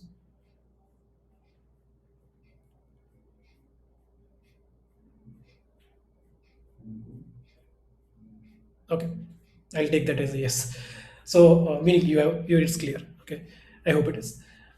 Second is that while you are offline, the retry mechanism. We already discussed that, but still, let me uh, talk about it once more. That we can have sort of well, we have different status like pending or in flight. So, pending meaning we have not even sent it. So it can be that you go offline in the pending state itself. Okay. So if you go in the pending state itself, then you can kind of retry. Okay. in kinds of in flight, you don't retry till you get the failed messages that you get like, or it times out. In either case, once you fail sending it, you can have an exponential backoff, as I told you. You try it after 1 second, you try it after 2 seconds, you try it after 4 seconds, and you have a maximum number of retries that you want to try out. Now, after that, you can mark it as failed. Let's say I tried for 5 times, you mark it as failed, and then you give them a retry option. That's actually a good user experience, that you give them a retry option. Now, whenever user sees that okay, my message has been sent, either he'll check his network or he'll try to debug something like basic. User will see okay, am I offline or what? And if he's not offline, if there's a network issue, then he can try to retry it again, and then again it goes to pending in flight, and then retry and then fail or succeed. So yeah, those are the different things that I can think of. Anything else in your offline asynchronous, not asynchronous, offline synchronization that you guys can think? Any other cases, use cases?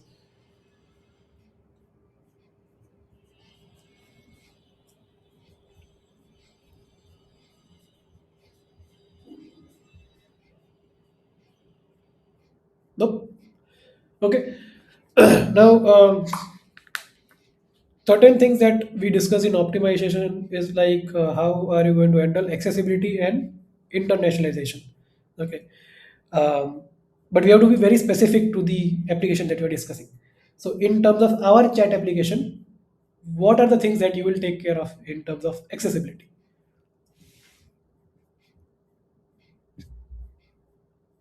Yeah, it should. I mean, the chat should at least have some uh, voice support as well as and so that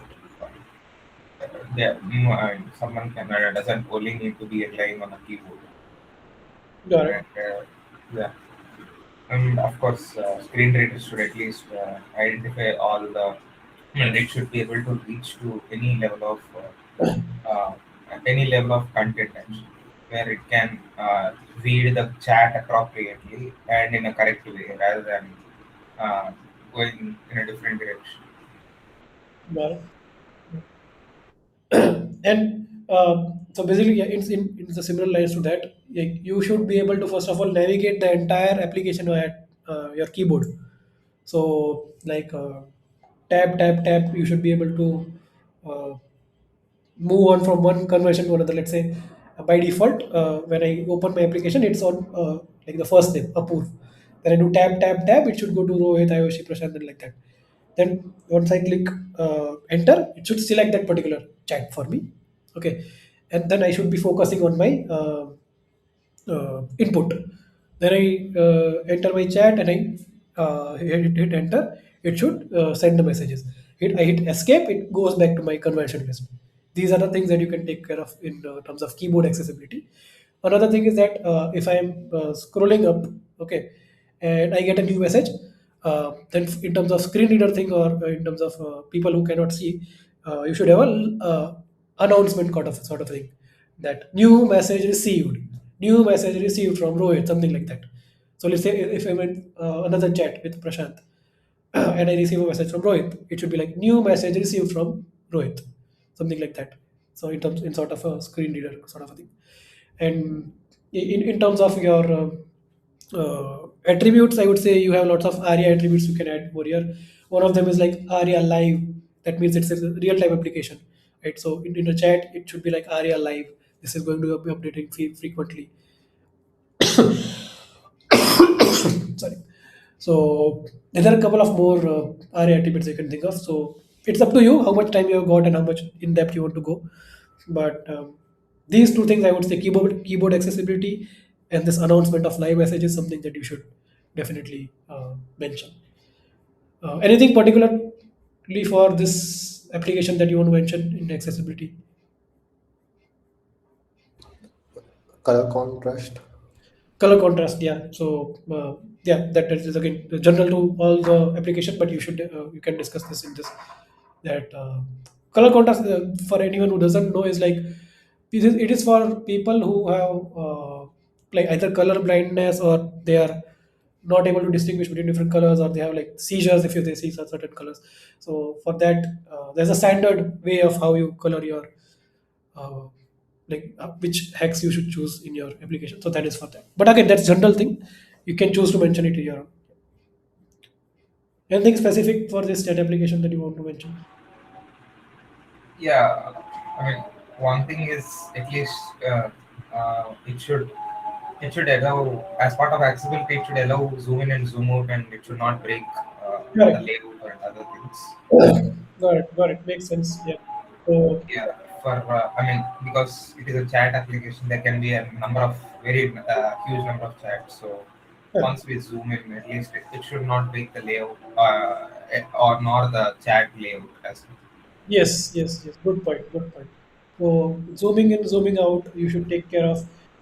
So how do you take care of it? Like you don't mention pixel size, you will use relative like REM or EM or something like that, so that it will automatically take care. Yeah. So yeah, good point. And in terms of internationalization, we Yeah. might need to ask clarifying questions on whether we need to support RTL languages. Correct. So yeah, so that's about accessibility. Now coming to internationalization, certain things that you can take care of is like RTL languages.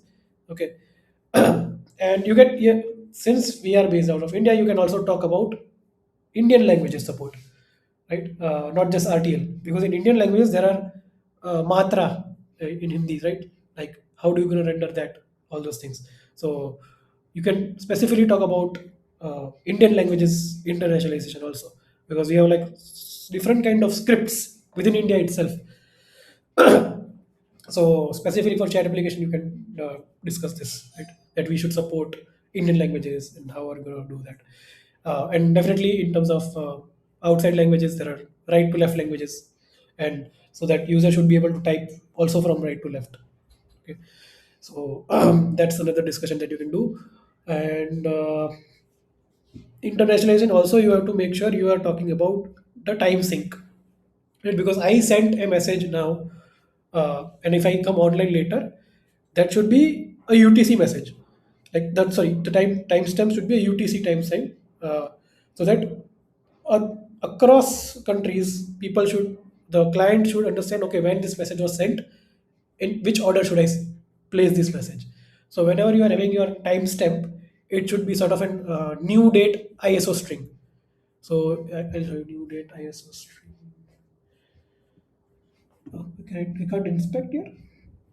Interesting.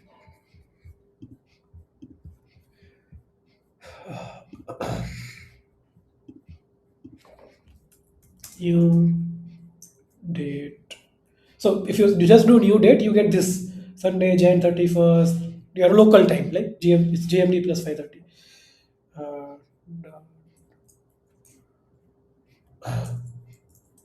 if you do 2 ISO string, it will give a general format. Okay, it's like 30, 31, 1, 2026 is there, and then there is like some time 7, 37, 47. I think this is a UTC time. Yeah, this is a UTC time because 7:30 plus 5 will be current, 5:30 will be our time now.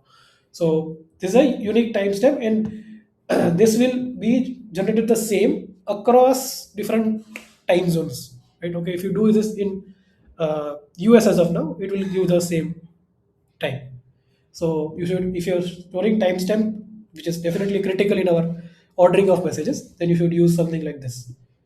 Or you can go for a library. If you know of some library you use for date, you can use that.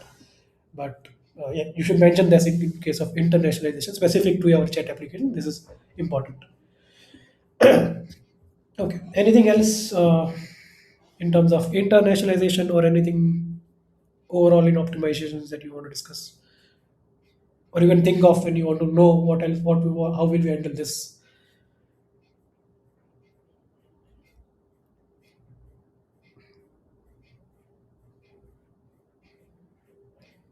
So a couple of things. Let me just overall discuss. We are anyway out of time, but that we can discuss the search. We did not discuss search, right? You can have it like online or offline.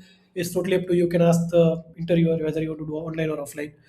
So offline, you will just do based on the messages that you are having in your client state. sorry, offline. And for online, you will have to send a message to your server in the WebSockets. So again, that will be like mm, normal paginated search filter, however you want to do. And then in terms of end-to-end encryption, that is a huge topic to discuss on its own. Uh, Maybe I'll cover in some other session, but in general, it's like uh, at rest also. So there are two kind of encryption: at rest and on or in flight. So let's say if I type a message, how am I storing it in my in my browser also? That is one thing, so that no one can hack. Let's say if they're doing some kind of XSS attack or CSR or something like that, they don't know what messages that I'm trying to send. They are not yet sent. They are still in my draft or something, or they're not. They're in pending state. So that is like encryption trend at rest. Sorry, and then in-flight encryption, right? So once you are it's in between, you have sent it and it's still yet to receive by server. That is like in-flight encryption. So I think combination of both is what is known as end-to-end encryption, so that no one at any time your service itself doesn't know what actual message that you're trying to send. Right? So it is decrypted at the end when the server the other user opens the application in their browser. At the time it is rendered. But again, this is a huge discussion. We can maybe probably do it separately. Reactions, another thing. For reaction, I think it's simple. We just have another request over here. Send reaction. We can do it over here. Send reaction. We can do. Let's say send reactions. Okay, again, this is sent by client. And for receiving server events, right? It's the same. Reactions.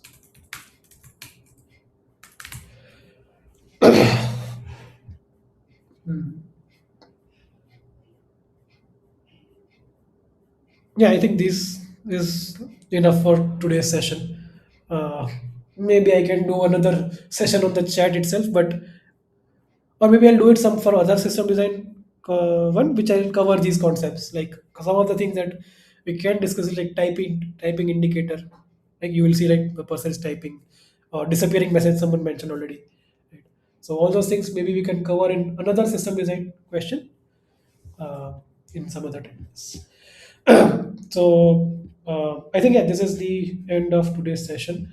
Couple of things. One, I would request if you got some insights from this session, you found it useful, give it a feedback on TopMate, mention that it's a front system design session.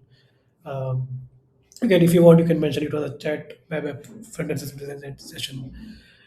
Second thing is I'm going to do two more sessions.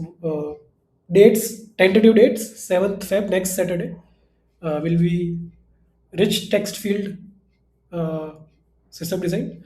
And then after that, on 21st, because next one is 14th, I guess most of you might be busy. And then next one is 21st Feb, on which I will, 21st or 28th, any of those, I will do uh, collaborative editor, real time collaborative editor, meaning Google Docs or something like that.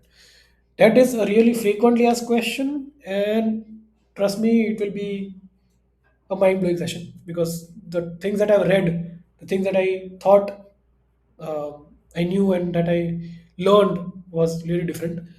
And that question was asked to me in Zeta, and I did it really well. It was very good round, 90 minutes round, because I had prepared about it earlier. So, but yeah, I'm just telling that it is being asked in lots of companies. But to reach there, you have to build foundations. So chat application is one of the foundations. Is how do you handle offline? Because in your real-time collaborative editor, also you have to handle offline things. So here is where you get your base. That how did we handle offline here? In next session, we will be discussing rich text editor, in which we'll understand what are the problems for those, and then we'll combine these learning, and then we'll go to collaborative editor, where the main discussion will be conflict resolution. Okay, like if multiple people are typing, then like if I delete something and you overwrite something, how are you going to handle that? So two more sessions coming, which these three are, I would say, linked to each other. So I hope you guys join that. Yep. Same time. Also, And I keep my sessions Saturday 11 a.m. mostly. okay, Like sure. dates and all, I confirm. Yeah, you just stay tuned on my LinkedIn. That seventh one, I'm pretty sure it will be on 7th. After that, with 21st or 28th, I'll again announce there. Cool. Just one more reminder and feedback on TopMate. Um, yep, that's it. If you guys have anything you want to discuss, we can discuss.